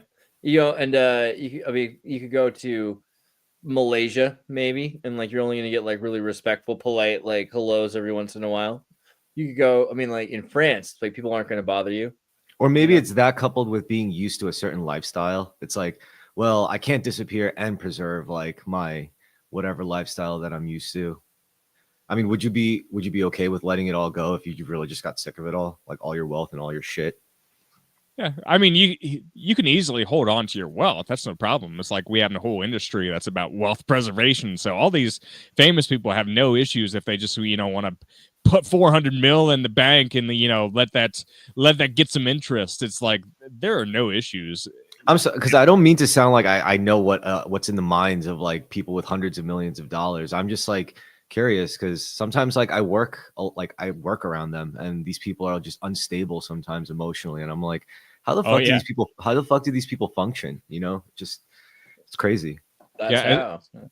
well, I think there's real psychological damage that comes along. Like, so if you're a major wealth earner but you don't take on more responsibility, I think there's something that happens to your brain over time. And you see that with people that own, maybe small or large businesses that don't really end up contributing. It's like they end up having this kind of like mental rift where they know they should be doing something but they're not. They're really just extracting a resource, and that happens all the time. Some people deserve their positions. I think some people deserve their positions, but like with power comes responsibility, and if the people can't handle that responsibility or don't actually take on the responsibility, I think you get some of the worst mental health examples of people that are in the top 10, top 1% of society when it comes to income. And they're very good at hiding it because they're also the people that think, like, oh, I'm rich, I must not need therapy, I must be doing everything in my life right. And they don't get any help. It's all messed up. I mean, if I were to prescribe something, I just say, if you're poor, you should definitely believe in free will. But if you're rich, just start like giving it up to God and give your will over to God. Because when you start believing in free will after you're like a billionaire, it's like you do like bad things, and it's really easy to self-justify, I think. Oh, which is my opinion. For sure. And it's like it comes back to those like. So I've been listening to podcasts about Albert Camus. We all love Camus, right? I think I've been thinking about this too, and I think my views might somewhat align with what his were. Like, he talked a lot about the death penalty, and the more I think about the death penalty, and it seems to be an affirmation that the death penalty seems like it's just legalized or dolled up with legal jargon to make it feel justified human sacrifice. At the end of the day, it's like, okay, let's put our sins onto this pig and send it out, send it over the cliff, and we'll be justified as a people. That's kind of what it seems like. And so, I haven't read that much source material from Camus. I read, I think, 2 of his books so far, but the podcasts were really interesting in that regard. So I'm trying to remember how I got here. Topically, but abundance and free will, millionaires, corruption. Oh yeah. All right, so millionaires, the death penalty. It makes a huge difference. Like, well, what if in order to actually support the death penalty, you would have to be willing to press the button on the electric chair? How much of a difference would that make in our policy if it's like, okay, you want to support this policy, you have to do the execution?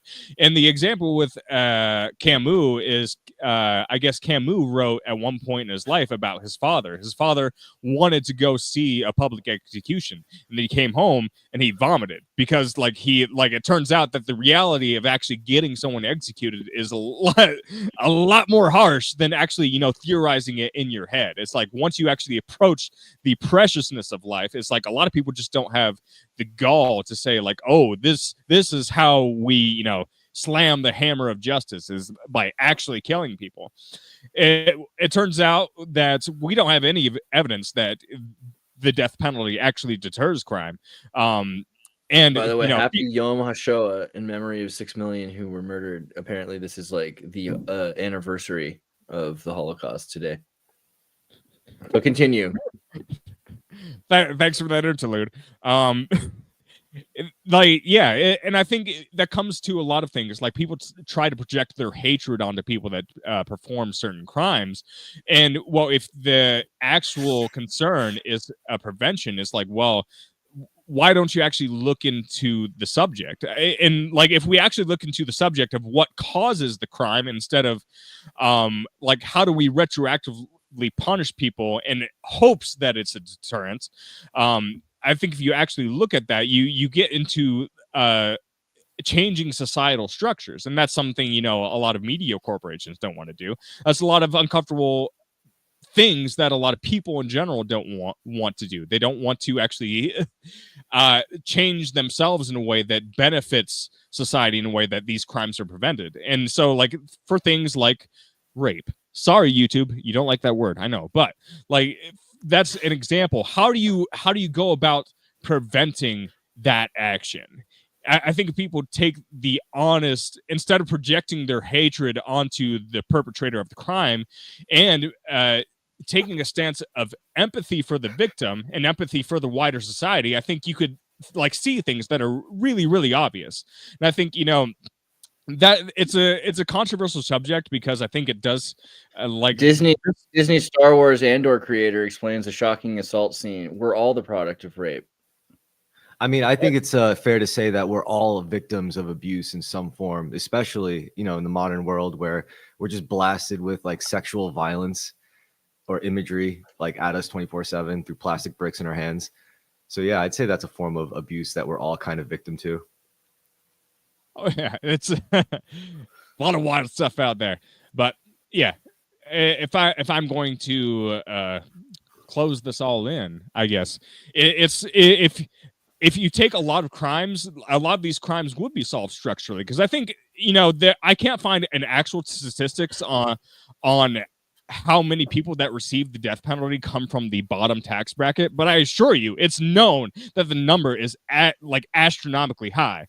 So, and the question is like, well, wouldn't we prevent a lot of people getting the death penalty? All laws held constant if we actually, made people's lives livable at the bottom end of things. And I think the answer is like such an obvious yes, and such an obvious answer that no one is like trying to accept, including major institutions. Because, the primary objective of major institutions is to retain their power, not to actually solve problems.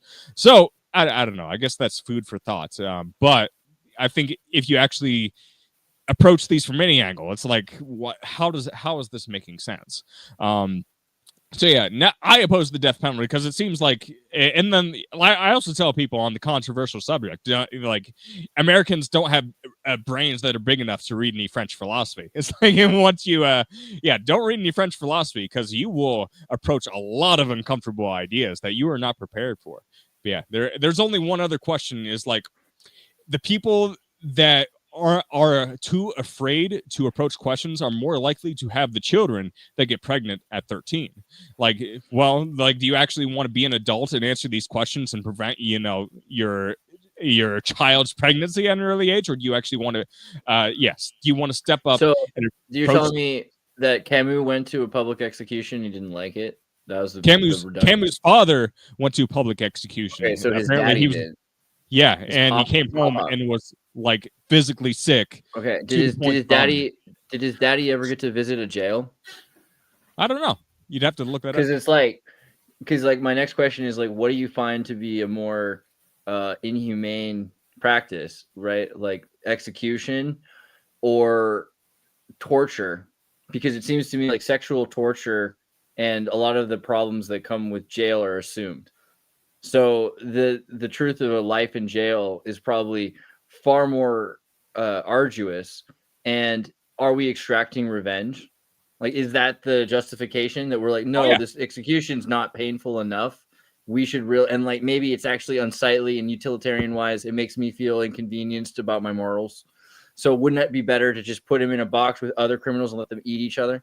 Well, to me, it seems worse. That comes back to there were like experiments done. I forget what they're called, but essentially they placed someone in the room of somebody, gave them shocks, or like pressed a button that would send someone shocks. They weren't actually real, but they felt like they were giving electrical shocks. The more distance they put between the person giving the shocks and the person receiving them, including, glass barriers, the more likely they were just going to keep on going until they went unresponsive. Yeah, it turns out if you're separated from the punishment, it goes towards all forms of. That's only true for like Untermensch. Like for the most part, you take people and you push the button and you tell them that it's hurting people even when it's not, but you tell them it's their job to do it, and then they get into doing it. Like the Stanford prison experiments, right? But they turn people into guards. They turn psych students into guards and into prisoners, and they tortured each other. Are you familiar with the Stanford prison experiments? Yes. Yeah. So that to me seems like more like what you do is you breed like masters and slaves that way. Yes, and so I think at some point the moral argument is this really basically bad thing happening? If the answer is yes, then okay, should we try to do something to stop this really bad thing? Well, I mean, most people would say yes. But I would ask you.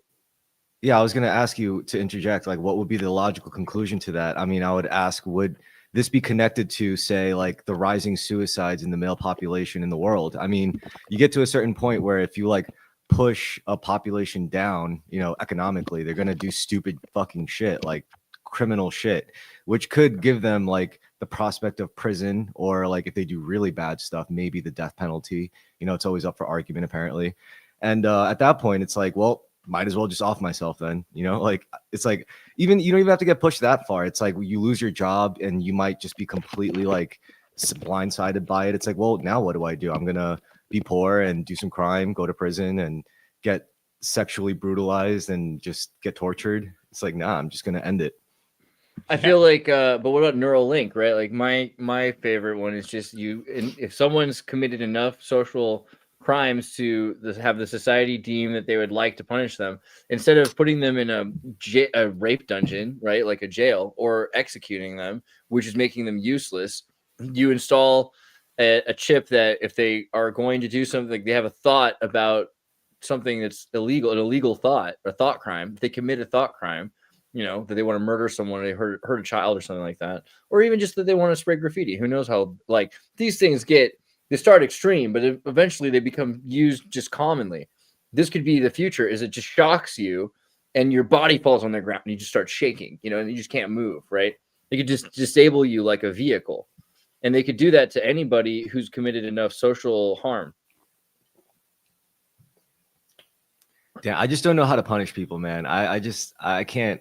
I don't want to. Why not that? Like if someone's trying to kill somebody, instead of you can like literally, maybe they're normally decent people, you know, and you're like, all we got to do is just make sure they never hurt anyone again. Okay, so we'll put them back on the street with a chip, and from now on, if they ever have any like anger problems, we'll just disable them. They'll just fall on the ground and shake. Yeah. Yeah, I mean, You don't even need hardware to do that, though. That just sounds like a way for whoever's making the chip to, you know, generate some income. Oh well, you know it has that. You're a Teamster. You know how it works.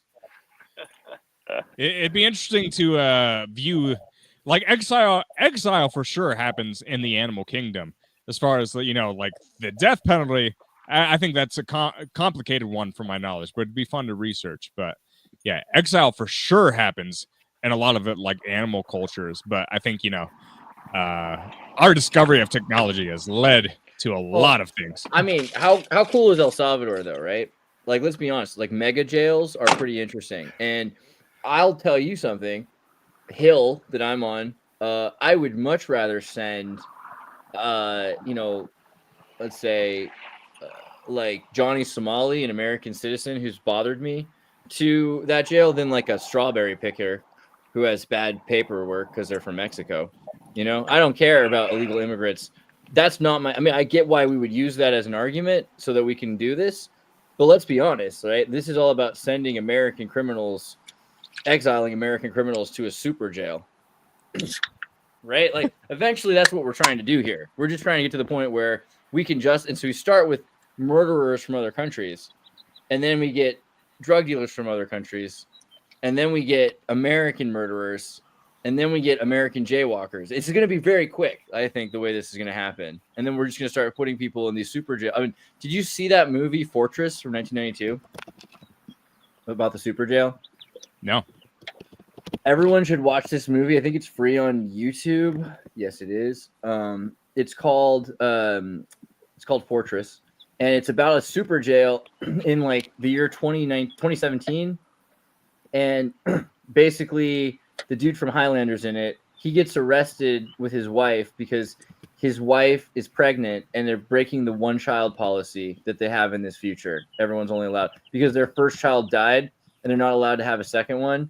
So they're trying to like escape, you know, with this pregnant woman, but they catch them because they have like baby checker X-rays and everything at all the borders and all the states. So then they send him to this super jail where they put a neurochip in his brain, and he's forbidden to sleep and everything like that. You know, here they're going to they put like an intestine shocker in his stomach that shocks him at all times.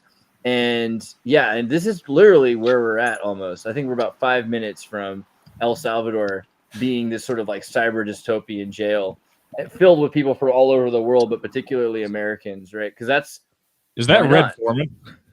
Yeah. from RoboCop and from that 70s show as like the genetically modified property of a corporation who doesn't eat because he's got like these weird plugs he plugs into and he doesn't eat or sleep. He just sort of like works for the corporation and the corporation owns him. He's an administrator. Can't have kids of his own. That's crazy. Now, on the subject of actors, sorry, the sideball, but like that's awesome and crazy at the same time.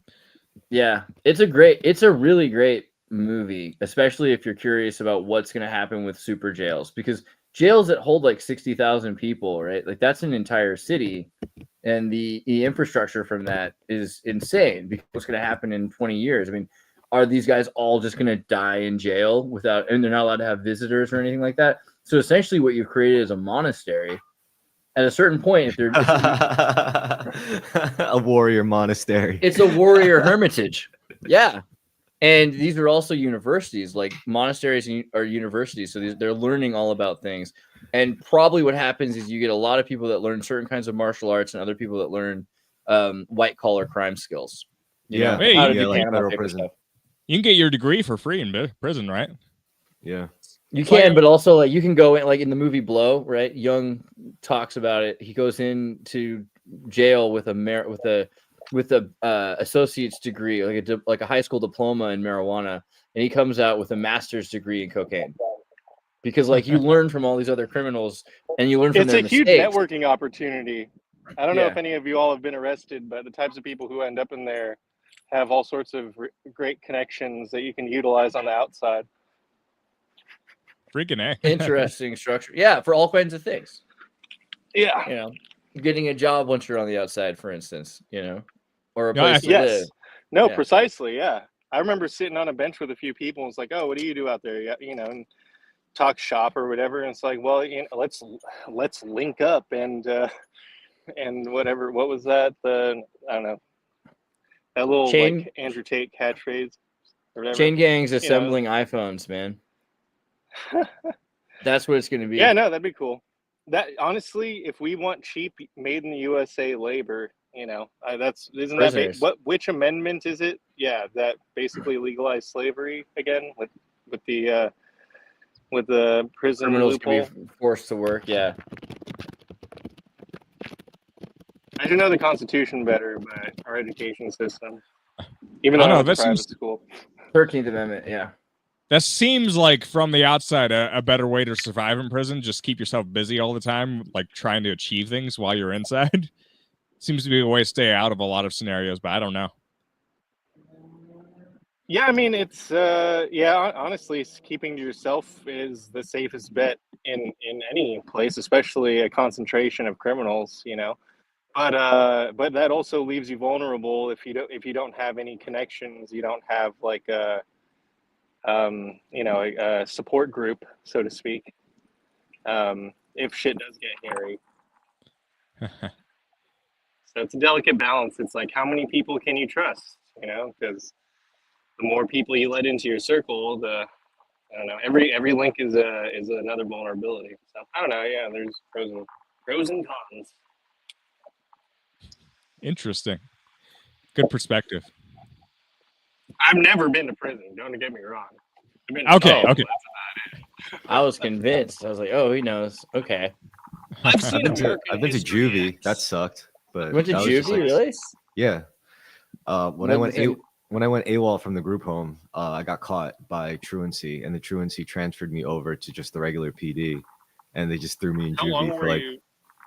a week before my court date came up, so the state could figure out what to do with me. And they just God. put me back into the group home. But man, New juvie York, was man. scary because you saw like 14-year-olds who allegedly killed people, and it's like it kind of makes sense because they were like the OGs don't care if kids do it for them because you know they can't really go to adult Not for jail. long. Yeah. Yeah, dude, it's when I was living in Echo Park, you know, there was some guys who would come to the house with like numbers tattooed on their face due to whatever, you know, club they belonged to or, you know, group affiliation they had.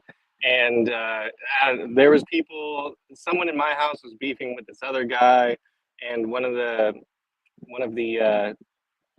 guys who was hanging around was like, oh man, we can get the little homies to take care of that for like $300. I'm like, Jesus Christ, $300. You know what I mean? But it's like that just goes into the big guy's pocket, and the little ones are just running the errands so that they can get some clout. It's crazy. I don't know how much it is now. That was about 10 years ago. So That's the future, man. I mean, like, because you know, it used to be easy. Like, you just get kids that smoke a little pot, and then like they throw their lives away, and then you could like be like, "Hey, we'll get you out of here if you just like kill a dictator in Burkina Faso or something," you know. And like, you can get people to do anything from jail. It's crazy. yeah, there's yeah, the whole I'm really curious to see how. Obviously, rehabilitation would be great. Obviously, you know, another option, like Kurt was saying, would be to, you know, build infrastructure so that people aren't backed into a corner where they feel like committing an act that would jeopardize their freedom is the only way. And there's also obviously another there's people who are put in what is it? Laws are, if you can a fine if breaking a law, if the penalty for breaking a law is a fine, then it's only illegal for poor people. So that's just a sort of more blatant example of how the justice system targets the impoverished versus the wealthy. Oh, Well, what do you absolutely. think? I think guidance at a young age is important. When a youth lacks guidance, they end up doing like really, really, really dumb shit. And I could tell you from firsthand experience, this is true. So we shouldn't take good guidance for granted. Well said. Let me guys tell you about Maria. Yeah, okay. Oh, Maria. No, I'm Can I you don't play know. the pan flute while you talk about Maria, or is it a proving flute? Is that a pan No, flute? What do you call that?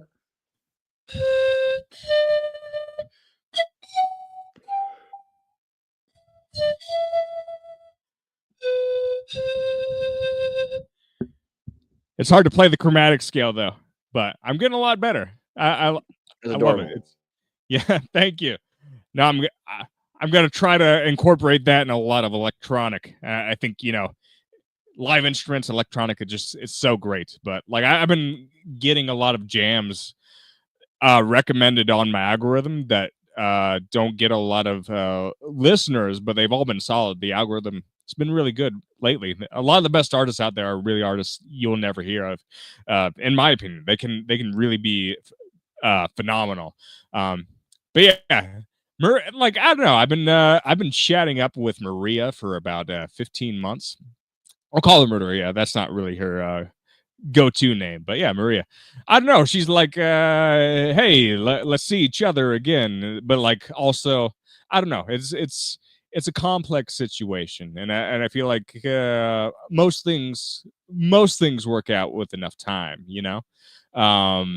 Yeah, it's curious because like, all right, like you want to see each other again, let's do this, let's make the plans. And so it's like we got to that point, like, okay, we're in agreement, but it's like, well, okay, now we're not going to all right, are we going to plan something, you know? So I don't know, it's feel like my heart grows heavy because it feels like, well, you got to let people be and let them do what they want. You can't always, you know, yeah, you can't force people's hands. So it feels like you just have to totally ignore someone for a long time, and not like ignore them per se, but you know what I mean. It's like you have to play that delicate dance of like have those meaningful connections that, you know, you want to be talking to people that are in your life, like I'm talking to Andreas and you guys every single week. But it's like it certainly gets different. It definitely gets different when, you know, the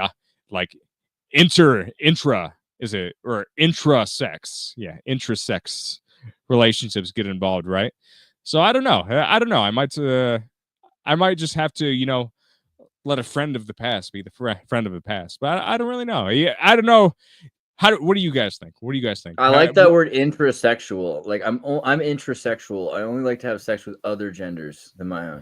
Like that's, you know, I like that. I think everyone's the same soul living out different lifetimes in different bodies, man. Yeah, indeed, and indubitably, indubitably. But Just also, you only live right. once, and we're incarnated as individuals for a reason. So do whatever your heart tells you, my dude. Exactly. That's why it's like, I don't know. I don't think everyone has like approached the idea of death. You know, it's hard to do that 100%, but it's like, all right, let's have an adventure. Let's go now. Let's go visit the Andes Mountains. Let's go to the Great Wall. Let's see stuff, you know. It's like we only have so much time to actually do those things.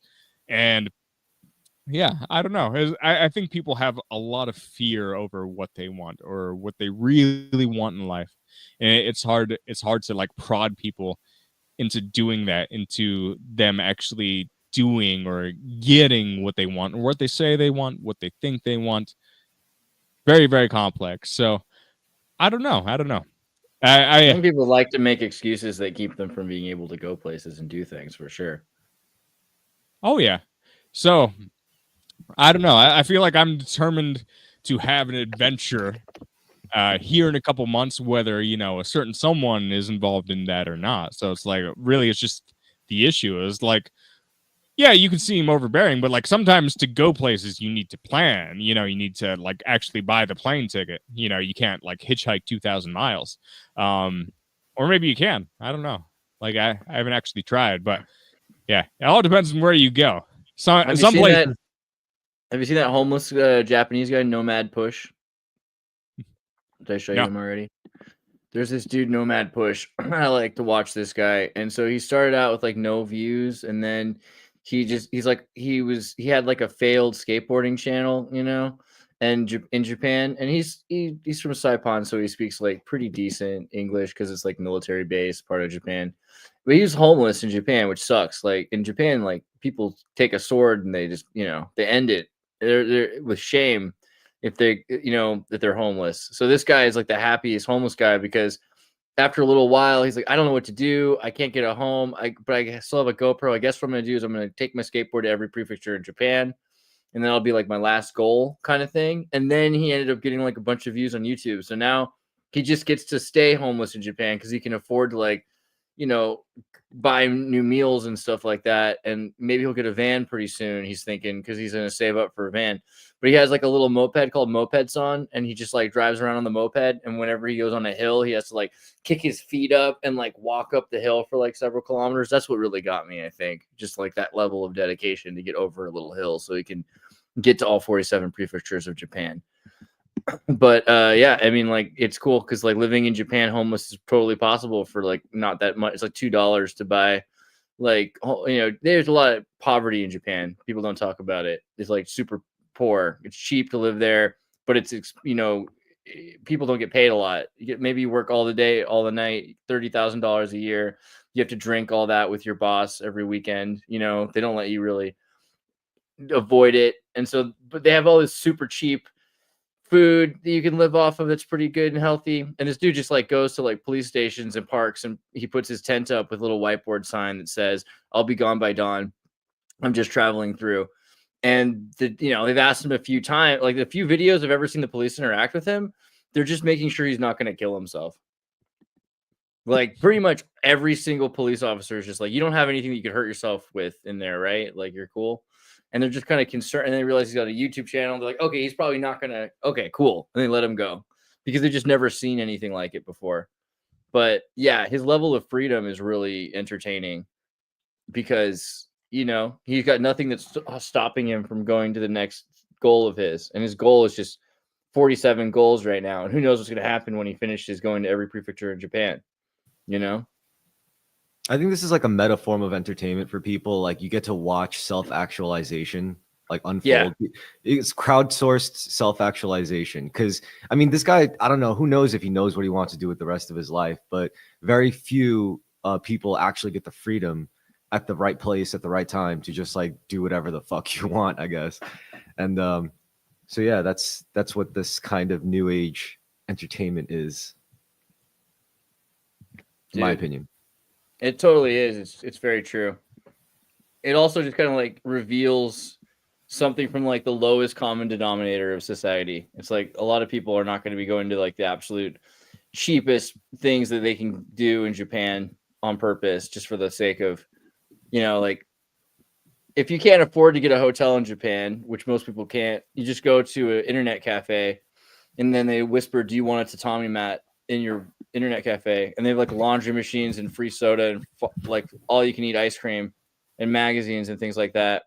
And then this is your internet cafe for $11 a night. You get like this little room that you can sleep in. It's a little cubicle next to other people's cubicles, right? Unless you need like if you need a quiet room, you can pay like $20 and get a karaoke bar, which is like a little room with a karaoke TV. So like you're allowed to make noise in there basically, but you won't because you're going to sleep in there. But people just pretend that you're looking for a job. You know, like you're at the internet cafe, you're looking for a job, and that's where you sleep at night because you're homeless. How crazy is Japan, dude? Like that's like, I don't know. I haven't been there in a long time. Last time I was there, I was like 13 years old. every year like 80,000 people evaporate, they call it, which is where they disappear themselves. Their whole business is designed around it. Like you just one day decide you don't want to work at your job or live in your city or be with your family anymore. You just pay to be evaporated. Like they move you in the night to some I've rural heard of town. that. In Korea, that's also like a thing too, because a lot of people would fall into like serious debt with like scary ass people. So they're like, that's it. I give up. I'm starting over. I'm done being me. Like I'll start Yeah. over again. I don't care. Totally new identity. Yeah, it's crazy. Like often they'll move to a different country, but like as much as possible, they just try to like find someone's family that they can be the son of in another like another part of Japan. There's a lot of suicide, you know, and you can just assume identities. It's crazy. Japan's wild. Sounds like a cool job though, to disappear people. That Kinda does sound saving- cool. Yeah, you're saving them. You're like a superhero. Yeah, for a fee. Yeah. I don't know. Like how far could you run realistically, depending on who's after you and why you're trying to disappear? If it's just like you're trying to like run out on your family, then I guess you're inherently a bad person. But who knows? Yeah, I mean, you have to go to a place without extradition or a place where you can disappear easily. So usually, like they go to Malaysia or Singapore, you know, things like that. Like, but if you can go to a rural part of Japan, a lot of the time there's just so few people there that you can, if you have a new identity, you can just start over a lot of the time if you stick your head down and stay quiet. But you know, I was looking at a bunch of the most wanted in Japan, and it's pretty weird. Like, there's just essentially it's very similar every time. Like, they all seem to know exactly where. Like, if you go to the docks, and there's not a lot of cameras around the docks, and then they just jump in the water and disappear. And so a bunch of there are some pretty crazy cases in Japan. People don't realize it, but there's like, I mean, but mostly, which is crazy people now. It used to be worse 20 years ago. In Japan, there were more Yakuza 20 years ago, but now the Yakuza are like in their 70s and they don't have kids doing it. So there's like, it's 20% of the size it used to be. So the gangster population is really just dilapidated. I mean, Japan's not doing super well. It's kind of crazy. They're ascending to the fifth dimension. They're just becoming less physical, and they're eventually just going to disappear. And then we're like, where'd the Japanese people go? And they're just like up there, along with the Hopi people. Yeah, I mean, it's weird because it's an ethno state. Like, so like you could be born in Japan and they won't let you be a citizen unless you have Japanese blood. So that's, you know, Isolationist, yeah. yeah, that's kind of intense. Because I've met people that are like born in Japan, lived in Japan their whole lives. Maybe their parents lived in Japan most of their lives, right? And they're not allowed to be citizens. They can be residents of Japan forever. They can own property in certain ways, but they're never going to be treated like actual Japanese. And that's pretty crazy. I mean, they speak perfect Japanese. I don't see how you could really last. I mean, you can marry into the families. Like you could find some Japanese person to mingle with and have a family with. Yeah, but then they call your kid a hafu, and like it's super racist, and they don't like it. I think it's becoming a bit more normal. They're trying to normalize it because it's like, that's what else are you gonna freaking do? But it's only in like certain suburbs of Tokyo that you're gonna see anybody like that, and they're gonna call you hafu for the rest of your life, and it's just gonna be like, it's gonna take a generation or two. I mean, anime hasn't quite got them used to the idea of white people everywhere all the time yet. Yeah. So. But it used to be like in Japan, they didn't like redheads because they thought that was like the most likely thing to happen if you had bred with somebody from like a European background. And so it was considered to be like the most evil thing was like red hair. You know, they really didn't like it. Well, what are you going to do? Sorry, Japanese people, that, you know, some people mingled with your bloodlines. I know, right? But it feels like they're gonna have to, and pretty soon Japan's gonna be filled with hafus, or else it won't be a Japan anymore. So they kind of have to. And I don't know. I mean, the other thing is it's really expensive to have kids in Japan. Like most countries in Europe, they'll give you money for your kid. Like you get like $500 a month till you're 25 in countries like Germany and stuff, or Finland or whatever. It's like tons of money and per kid, right? And it's until they're 18, and then the kids get to start taking it themselves until they're 25, right? In Japan, it's like $140,000 to have a kid. It costs that much to you. You know that, and you think of it that way. So obviously, if you don't have that money, you don't have a kid. So less people have kids until later or never. And, it's just getting worse. And they're not actually working on making the Japanese, they're not incentivizing them to have more kids, really. What can you do? I mean, you could try to make people hornier in Japan, but I mean, that didn't really work out so well for America. So I don't know. I think you just need to sexually repress them and build up their military again. It's like clearly a war. It looks like Japan's military. Yeah, I was just thinking like they could use a Mongolian invasion or something. Well, they have China on the islands, Yeah. So it seems like that's the next play, is to create a war just for the purpose of, the urgency of a baby boom. Mortality. Yeah. Well, I mean, Taiwan is open for that, and also like prospects of reunification of the Koreas, which can never happen apparently. Like as far as the world is concerned, if South and North Korea were to ever reunify, that would be like, that's going to piss everyone off. Like it's going to piss off the East, it's going to piss off the West. They're going to be like, it's going to happen soon. I mean, you looked at the collapse of West Germany, its fertility rates dropping, and it needing to fold into the Eastern Germany, and everyone like makes it look like, oh, the East Germany collapsed into the West Germans, like the communists lost. Well, not really. Like the more you look at it, East Germany was doing fine, had a decent amount of money, wasn't part of the Soviet Union, and totally could have kept going on its own. But because they needed them so bad in West Germany, they basically took over, used Western money to half the money of cost of DDR property and, their companies and everything. And they had the East Germans were breeding. They still had kids and things. Like West Germans weren't having kids anymore. East Germans still had the families. So Germany would have collapsed if it hadn't swallowed up East Germany. I think that's what's going to happen with South Korea and North Korea. South Korea is at this like decline, like crazy declining birth rates, like the worst in the world, except North Korea is doing fine. I mean, we like to laugh about North Korea, but they're just having kids like no problem. Yeah, they're doing a lot of things with no problems. The only problems they have are our creation, right? Like military industrial complex involved with geoengineering for the purpose of creating droughts and famines. It's not ineptitude of the North Koreans that have led to famines, right?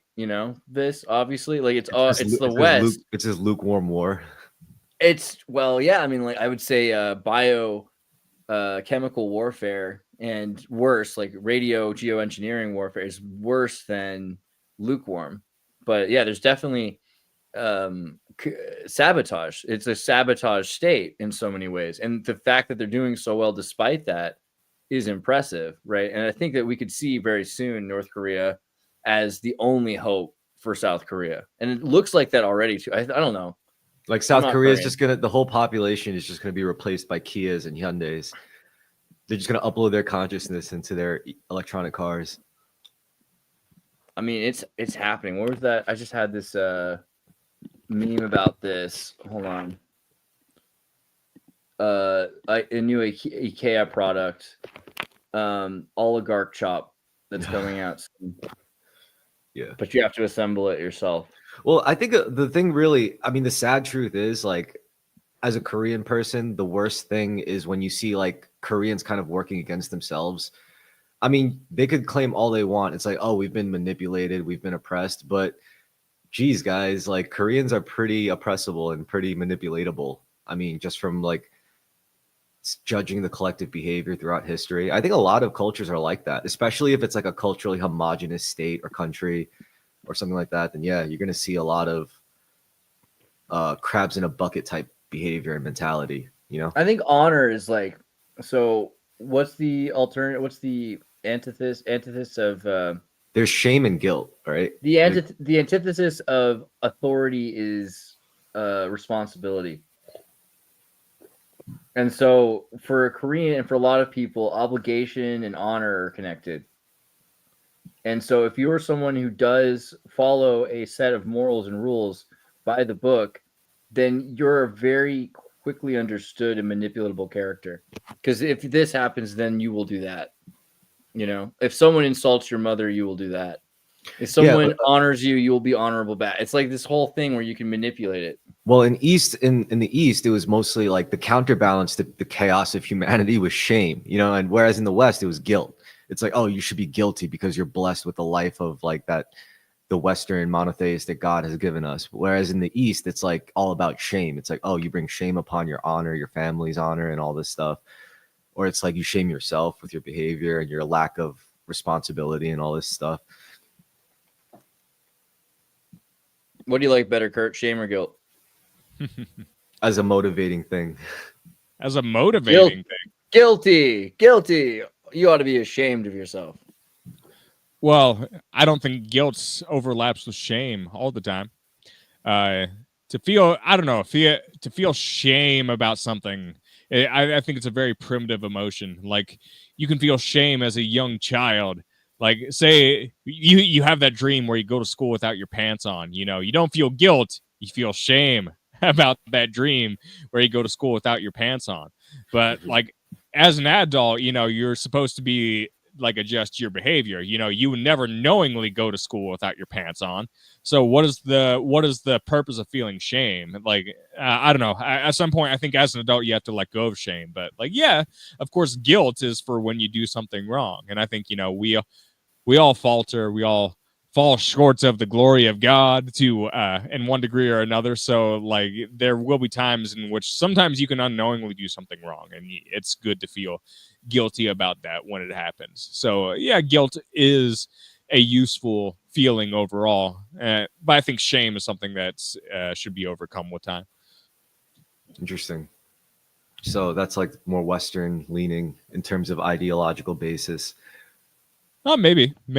I know it's ultimately what won. Like, you know, which side brought about the Industrial Revolution? Like, if you think about it. Well, China had the Industrial Revolution first, though, right? I mean, a lot of countries had the Industrial Revolution before the West did. I mean, you know, like we had typewriters or a printing press in the 15th century, or, you know, 1513, 1516 is like Gutenberg. But China had printing presses thousands of years before that, black powder thousands of years before that. A lot of these things don't come from guilt, I don't think. They might come from higher aspirations, but shame is interesting. I mean, it was a thing in the West before the United States. You know, the native Indians would shame and exile. Kurt brought up exile. And if someone was in trouble, they didn't build them a jail to put them in. They just wouldn't allow them to be part of their society or their community, and made them go off into the wilderness, right? Which, again, like that to me might be building a society in a super prison these days. That might be the same equivalent. So maybe there is something like, because guilty, you're like guilty, so this is the atonement for the guilt. But shame is like a dishonor that is a commercial thing, because it keeps you from making trades or partnerships or agreements, because you're no longer trusted to make agreements, right? You're right. It's like a social credit kind of based thing, as opposed to a moral based outcome. Yeah, I mean, your mobility is limited because instead of being put in a box, you're no longer trusted, right? And like, I think that could work. It didn't work at first, maybe in the United States, because we didn't have infrastructure for it. Like, there weren't black fingerprints. You know, they didn't have fingerprints, and they didn't have photos of people. So you could just like rob a town and go to another town. You could leave. I'm not guilty. New York, go to Texas. Yeah, well, like if you were the Billy the Kid, you go from one town to another town, no one knows what you look like. If you're from Billy the Kid came from New York City, you know, and to go to Texas, then there's no infrastructure to really trace criminals there. So the credit score didn't work. Yeah. But in a civilized society that shares all this information like we do now, then that could be a major factor in your future at all times. They can immediately you're taught since school. This is going on your permanent record, young man. If you keep misbehaving, that is a shame system. Yeah, that's shame system for sure. And the guilt would be like, I don't know, getting hit. I don't remember getting hit in school. I think my dad did, pretty sure. I think not having enough credit inquiries is hurting my credit score. It's like, Yeah, what's sure. this guy he's not feeling artificial scarcity. There's something wrong with him. He needs to be applying for more loans. We can't trust this guy. He's not normal. Well, I mean, it used to be really great. Like up until this year, I feel like last year, my credit score was it is pretty good, but it was good because I pay my bills with my credit card, and more they're trying to charge you a fee for using your credit card to pay your bills, which sucks because I mean it's like not always that bad, but even like 2%, you're like it's free if I use a bank, but that 2% is almost worth paying because your credit score boosts and you get like credit points that you can use for flights and things like that, which will then cash save back. you.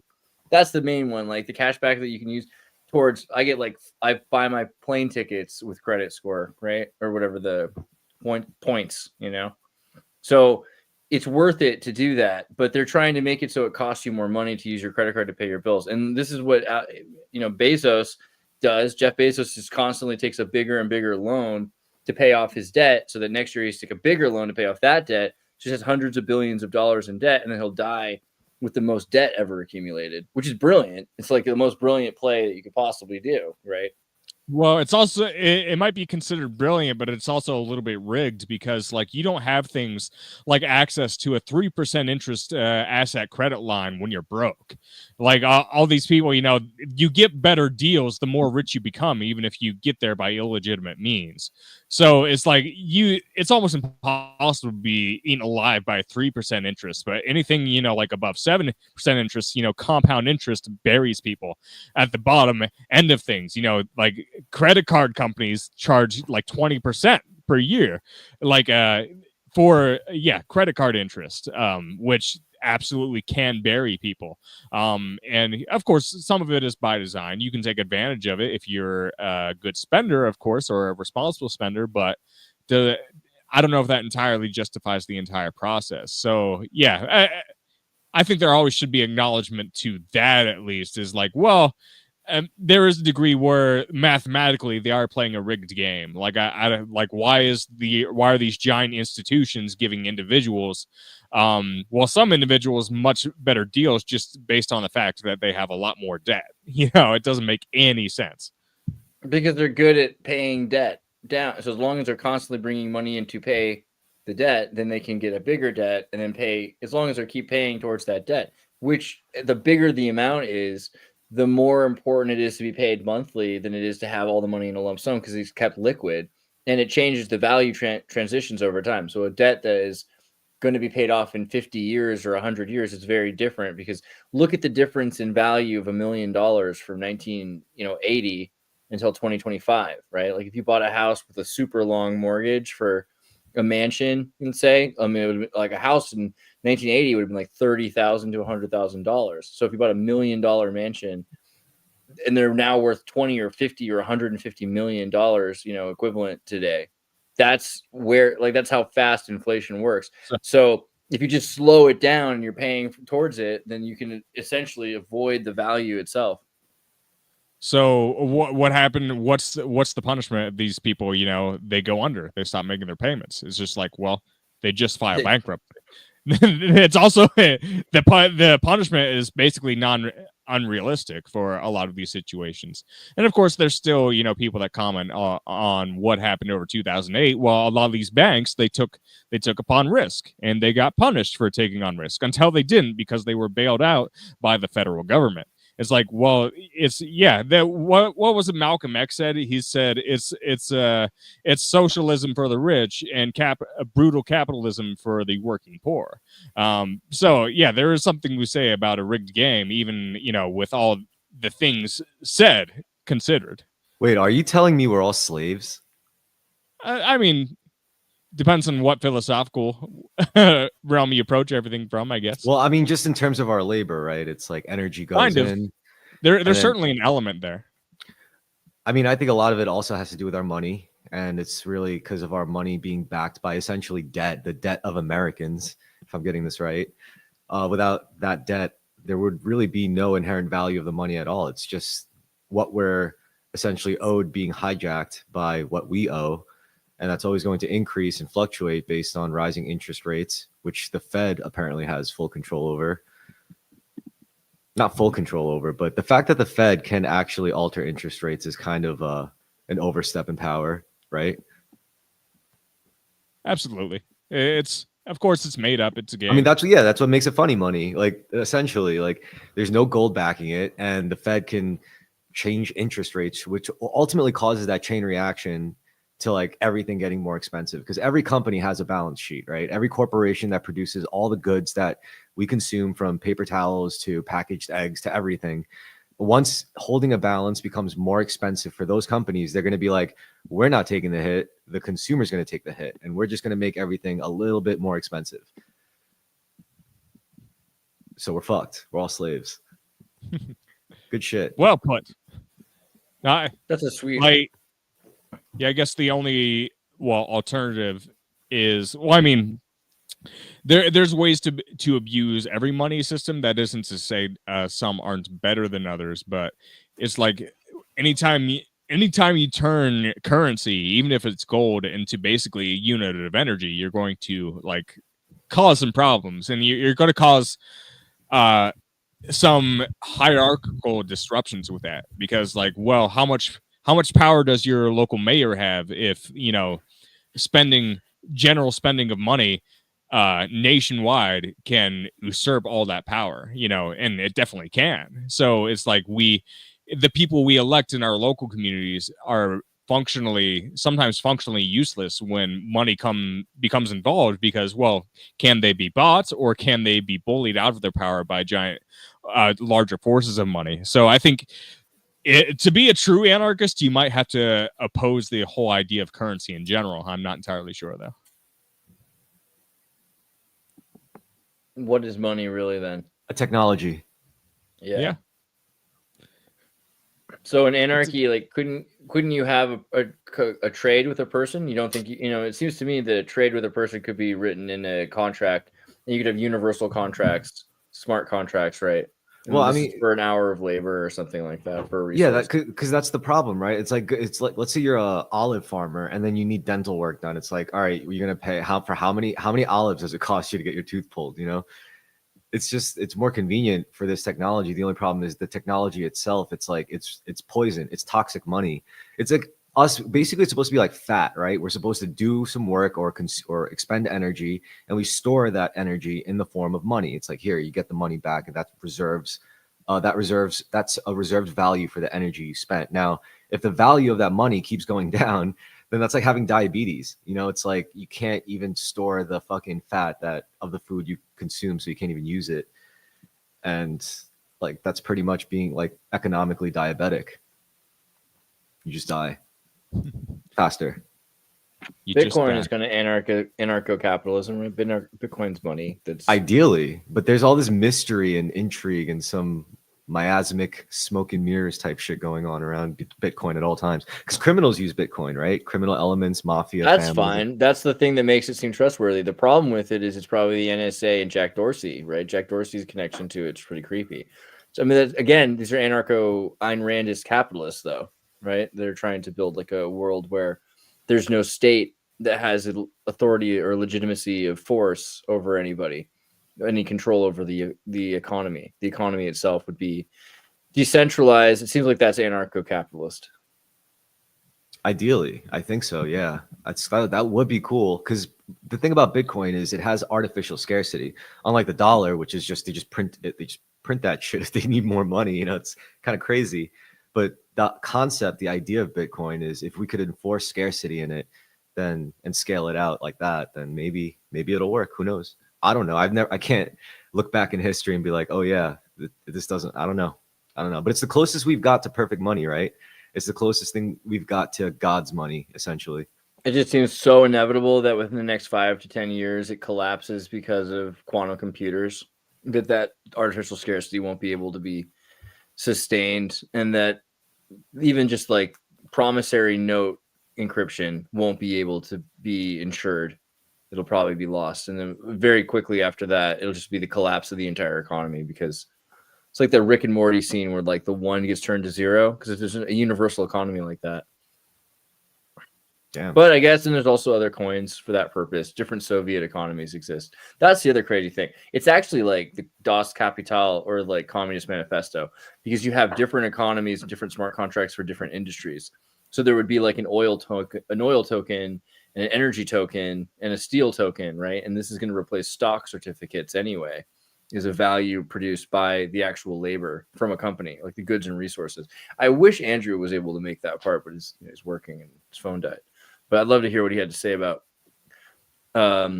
labor value and capital from a Marxist perspective. I don't know, Kurt, do you have thoughts on this? Like, what is labor value capital? And like, can we encapsulate that in some sort of a, can you make your own money for your own labor capital? Like if you were to print your own dollars, let's say, essentially your own like Kurt bucks, like you could use Bitcoin as the back technology for creating the system of Kurt bucks. But what do you think about Kurt bucks?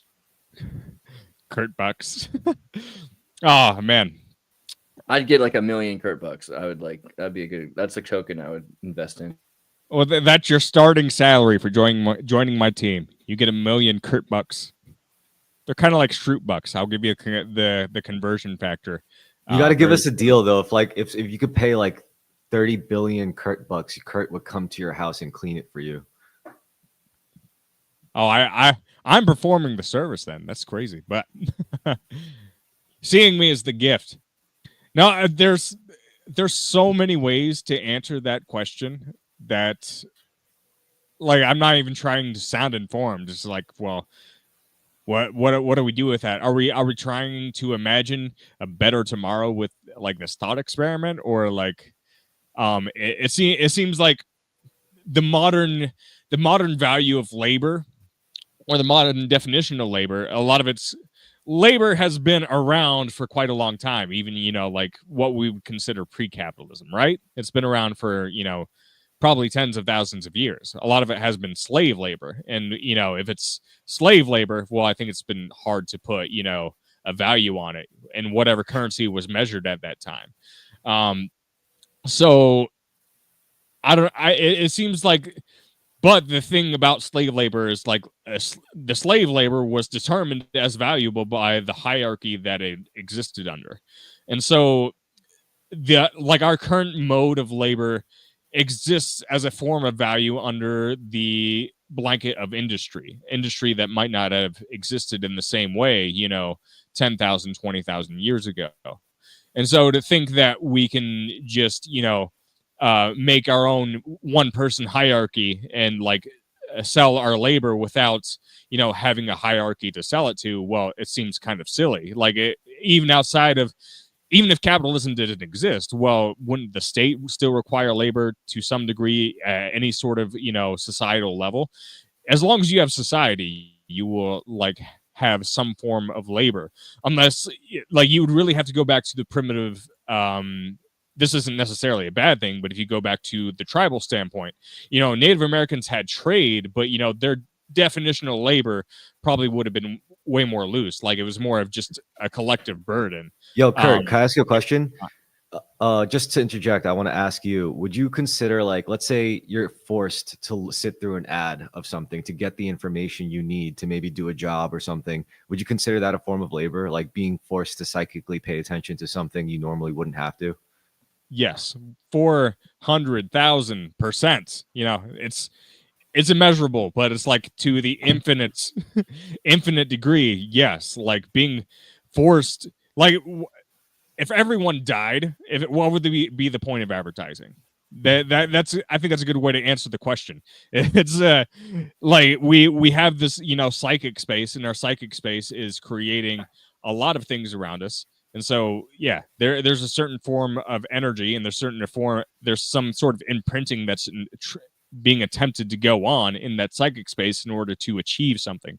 And normally, commercials only exist under the space of industry or some sort of relative free markets. But like, yeah, I don't know. I think the world would be better without advertisements. That's kind of my opinion. Like, oh man, just screw the advertisements.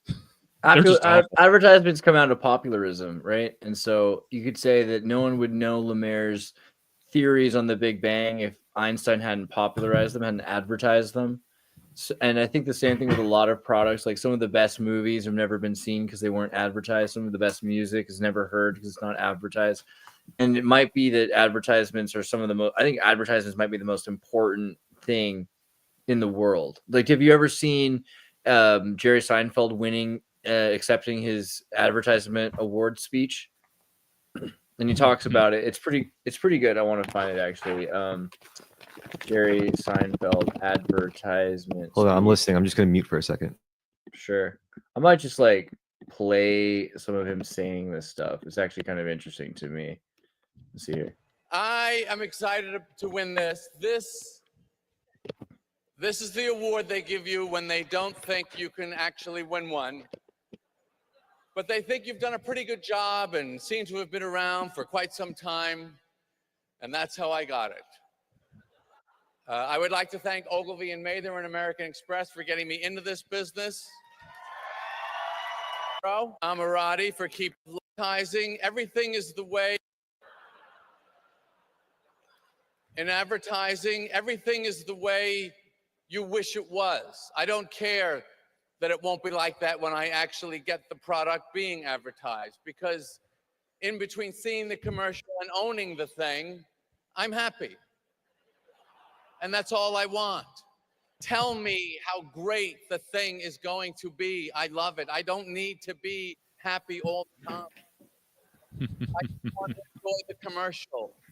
I want to get the thing. We know the product is going to stink. We know that because we live in the world and we know that everything stinks. We all believe, hey, maybe this one won't stink. We are a hopeful species. Stupid, but hopeful. But we're happy in that moment between the commercial and the purchase. And I think spending your life trying to dupe innocent people out of hard-won earnings to buy useless, low-quality, misrepresented items and services is excellent use of your energy. I mean, right? Like, isn't that true? Yeah. That's possibly the funniest thing that Jerry has ever said ever. You know, to be totally frank. Like, good job. If he wrote that himself, I am. Deal with propaganda, right? What's the deal? What's the deal with APM? What's the deal? Because We're a going brief past time by about pretty 15 good. minutes. That's crazy. I want Now to do like I'll do We're a couple offering more. extra. We're offering Yeah. extra labor. I want to see a little bit more. Because a brief moment of happiness is pretty good. I also think that just focusing on making money and buying stupid things is a good way of life. I believe materialism gets a bad rap. It's not about the amount of money. Nothing's better than a big pen, a VW Beetle, or a pair of regular Levi's. If your things don't make you happy, you're not getting the right things. Again, thoughts? I mean, like, right? Isn't this all true? Like, materialism is great. The reason why it's funny is because he knows it's false. he I don't think knows it's false at all, right? Yeah, you're not buying the right. Like, you can believe what you want. It's like Okay. you can take this at face value if you want to. You can take this clip from a comedian at face value if you want to, and think. Did you watch The Wolf of Wall Street? Yes, it's a great movie. Still a great movie. Remember what he says? It's a true story, right? He says, like, I've faced my problems as a poor man and I've faced my problems as a rich man. And I'll tell you what, when I have to face my problems, I show up at the back of a limo wearing a $2,000 suit and $40,000 gold watch. Now, if anyone here thinks I'm a superficial or materialistic, go get a job at McDonald's because that's where you belong. He says that, and the movie is also, I think part of the point of the movie is to point out like severe cultural issues that led to people like the Wolf on Wall Street. Like the guy was a con artist, like his business was conning people. Like, no matter how you put it, like he was conning a lot of rich people. Yeah. As for what he was upselling penny stocks. I wouldn't quite call it conning. Like he did some embezzlement with his money and he did a lot of drugs. But what he really did was he sold penny stocks, and the penny stocks went up a lot of the time. I Yo, watched the real quick- movie, Andreas. Real quick, my take on materialism, that particular quote of Jordan Belfort's, I would say that it's okay to treat yourself, but at the end of the day, you can't take any of this shit with you after you die. So always keep that in mind, you know, before you spend a couple mil on that Lamborghini Countach or whatever. Yeah, but it's all about where you need to go, right? Like, so I would drive a Red Bull car, like for Red Bull, if it got me where I needed to go. Like, if they like paid me to make a movie or something like that, and the whole movie just could be whatever I wanted, but they had to drive a Red Bull car, like that would happen. You know, that would be fine. I think that there's something to working with the system to some extent. I don't know exactly what I mean by that, but I think that there's something to materialism, or else we wouldn't eat ever, you know, like you would be over it. And so this whole like Buddhist lack of material self thing, I don't think really elevates you as much as people say it does. I think satiation of the senses is pretty valuable. That's well. that's a gotcha if I ever heard one. Ha, you eat food, you're a materialist. We got you, bro. That's all Well, I it's- got. I think Is there's it- another. I'm not I think know there's. today. I think there's another way to be like, you know, in terms of consuming versus on, it's my producing. cat. Like if you could alter that ratio where you're producing just a little more than you're consuming, and you could harmonize those two things, you know, like you could just buy something nice, or you could put something nice together, you know, take the time out. And it's okay to not have time to do that, but if you take the time to at least learn the process, then the quality of things you get are ultimately ends up, you know, increasing, right? Yeah, I think having less things is better. I know a guy who has like only one of everything he has, you know? He's got like one jacket. It's like the greatest jacket. And he has like a small house, but it's like a perfect house, you know? It's a German guy. He has like the perfect skis, you know, one Yo, pair there's- of the perfect socks, basically. Weren't there the last pair. billionaires? Weren't there billionaires who just bought like 1 million sets of the same thing? And I was like, that's actually smart, you know. I'm a big cognitively. fan. I'm a big fan of that. Like I kind of do that. I wouldn't say millions of pairs of things, but I like mean, yeah, that's a little I'll- exaggerated. But I'll go to like Costco, and every time I go to Costco, I get a new set of socks because they're cheap, you know, and like it's cheap to get Adidas socks. And I just get them every time, like over and over again, just like always going through socks. And I basically wear the same, you know, I have like a bunch of the same shirts or the same pants or something like that. Like it's the same kind of thing. I think that makes sense to not have to worry about your clothes. But also the same is true for like Kurt. Kurt has like a bunch of t-shirts, you know, they're different band shirts and things like that, right? But like it's the same uniform. It's a uniform essentially, right? And so you don't have to like overthink it. I just hate But- I just hate the process of like moving. And after moving a couple of times, you know what it feels like to have too much stuff, like too many things. And Totally. yeah. Yeah, I should sell some of my stuff. I have a lot of music equipment that I don't want to sell. I want to use, but there's no space for me to set it up right now, you know, and that's frustrating. So I feel like I should sell it because it's just like if it sits for so long, like what am I doing? Which is very frustrating. You could always give it away. No, That's what No. I usually end up just giving a whole bunch of I stuff tried away. so like I don't know, like long and sad story, but like I did set up all my stuff and essentially give it away. Like by the time I was like, I'm never gonna get this stuff back. I want you to have this stuff to my friend. Then they died. So then their Aw. brother called me to come pick everything up and more. And I was like, oh God, bro, this is crazy. It's not. Yeah. Oh, let's warm it up with a little bit more. Let's hear this. Let's do a reaction video for a second. This is the bonus. This will all be in my new book, Soulful Materialism, which is in the planning stages at this moment. I have always wanted a Clio. I don't know much about it, but I know it's a good award because in 1991, they screwed up this whole presentation and there were a bunch of awards left over, and all of these ad people here climbed up onto the stage and tried to grab them. So to me, that says this means something. That really happened, and it's my all-time favorite award show occurrence because it was so honest. People just said, I want a damn Clio, and they went for it. And that is why I am happy right now. I got this. I didn't really win it, but I got it. He's a troll. And tomorrow, I don't know where this is going to be. It'll be somewhere. I mean, he's a troll, but it's like it's so true. I don't know. It's just, that's what he's Eventually, trolling. He's I'll just be telling dead. people what Someone they will know. just take it or sell it or throw it out. That's fine. I'm happy now. The same way those executives were in 1991 when they ran onto this stage and grabbed trophies that weren't theirs.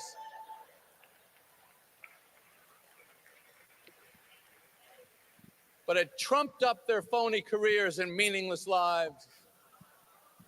So thank you all for this great honor and for all your great work. I hope it makes you happy as you have made me happy for this 5 minutes of my life, which will last until I get to the edge of this stage and it hits me that this was all a bunch of nonsense. Thank you and have a great evening. I don't know. To me, that's like a heartwarming piece about materialism and advertising. It's an in the moment kind of thing. How do you Better- get people to want what they need?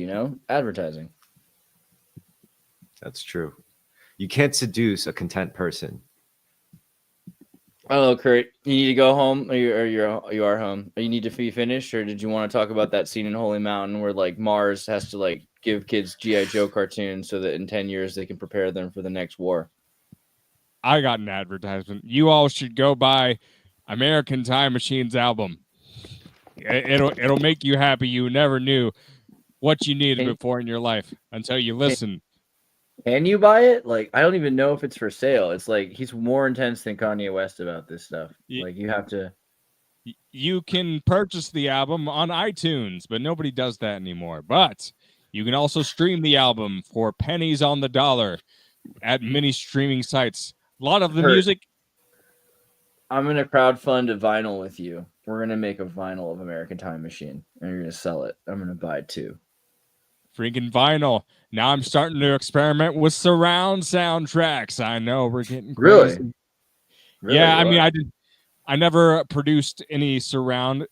I figure I might as well play around with it. Now that I can actually put 100 synths, simultaneously going, you might as well get wild with what you can do. But yeah, now I can handle it. But yeah, it'll probably be a while. Probably be a while before the next project comes out. But I think guys will like it. That's all I got to say. I think you'll like it. I think you'll love it. Think the world is changing. The world is changing, but you don't have to. You can just keep being the same person. Be stagnant in your life. You're going to make it. Thank you all. What are you, Chris? What are you thinking about? I'm just thinking about the day. I'm glad we did an early show, and I'm very grateful that I still have a bunch of sunlight left. I might go for a nice bike ride, maybe go out for lunch. And I'm grateful for all the people watching at this hour too. It's really nice vibing with you guys. And I like the early time shows because I don't usually drink for these, and I haven't been drinking much at all lately. I've been really cutting back.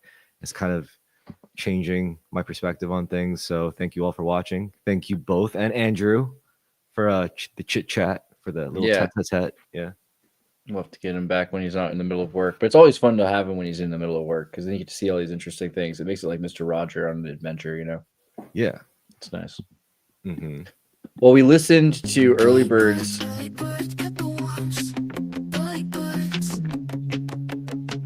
But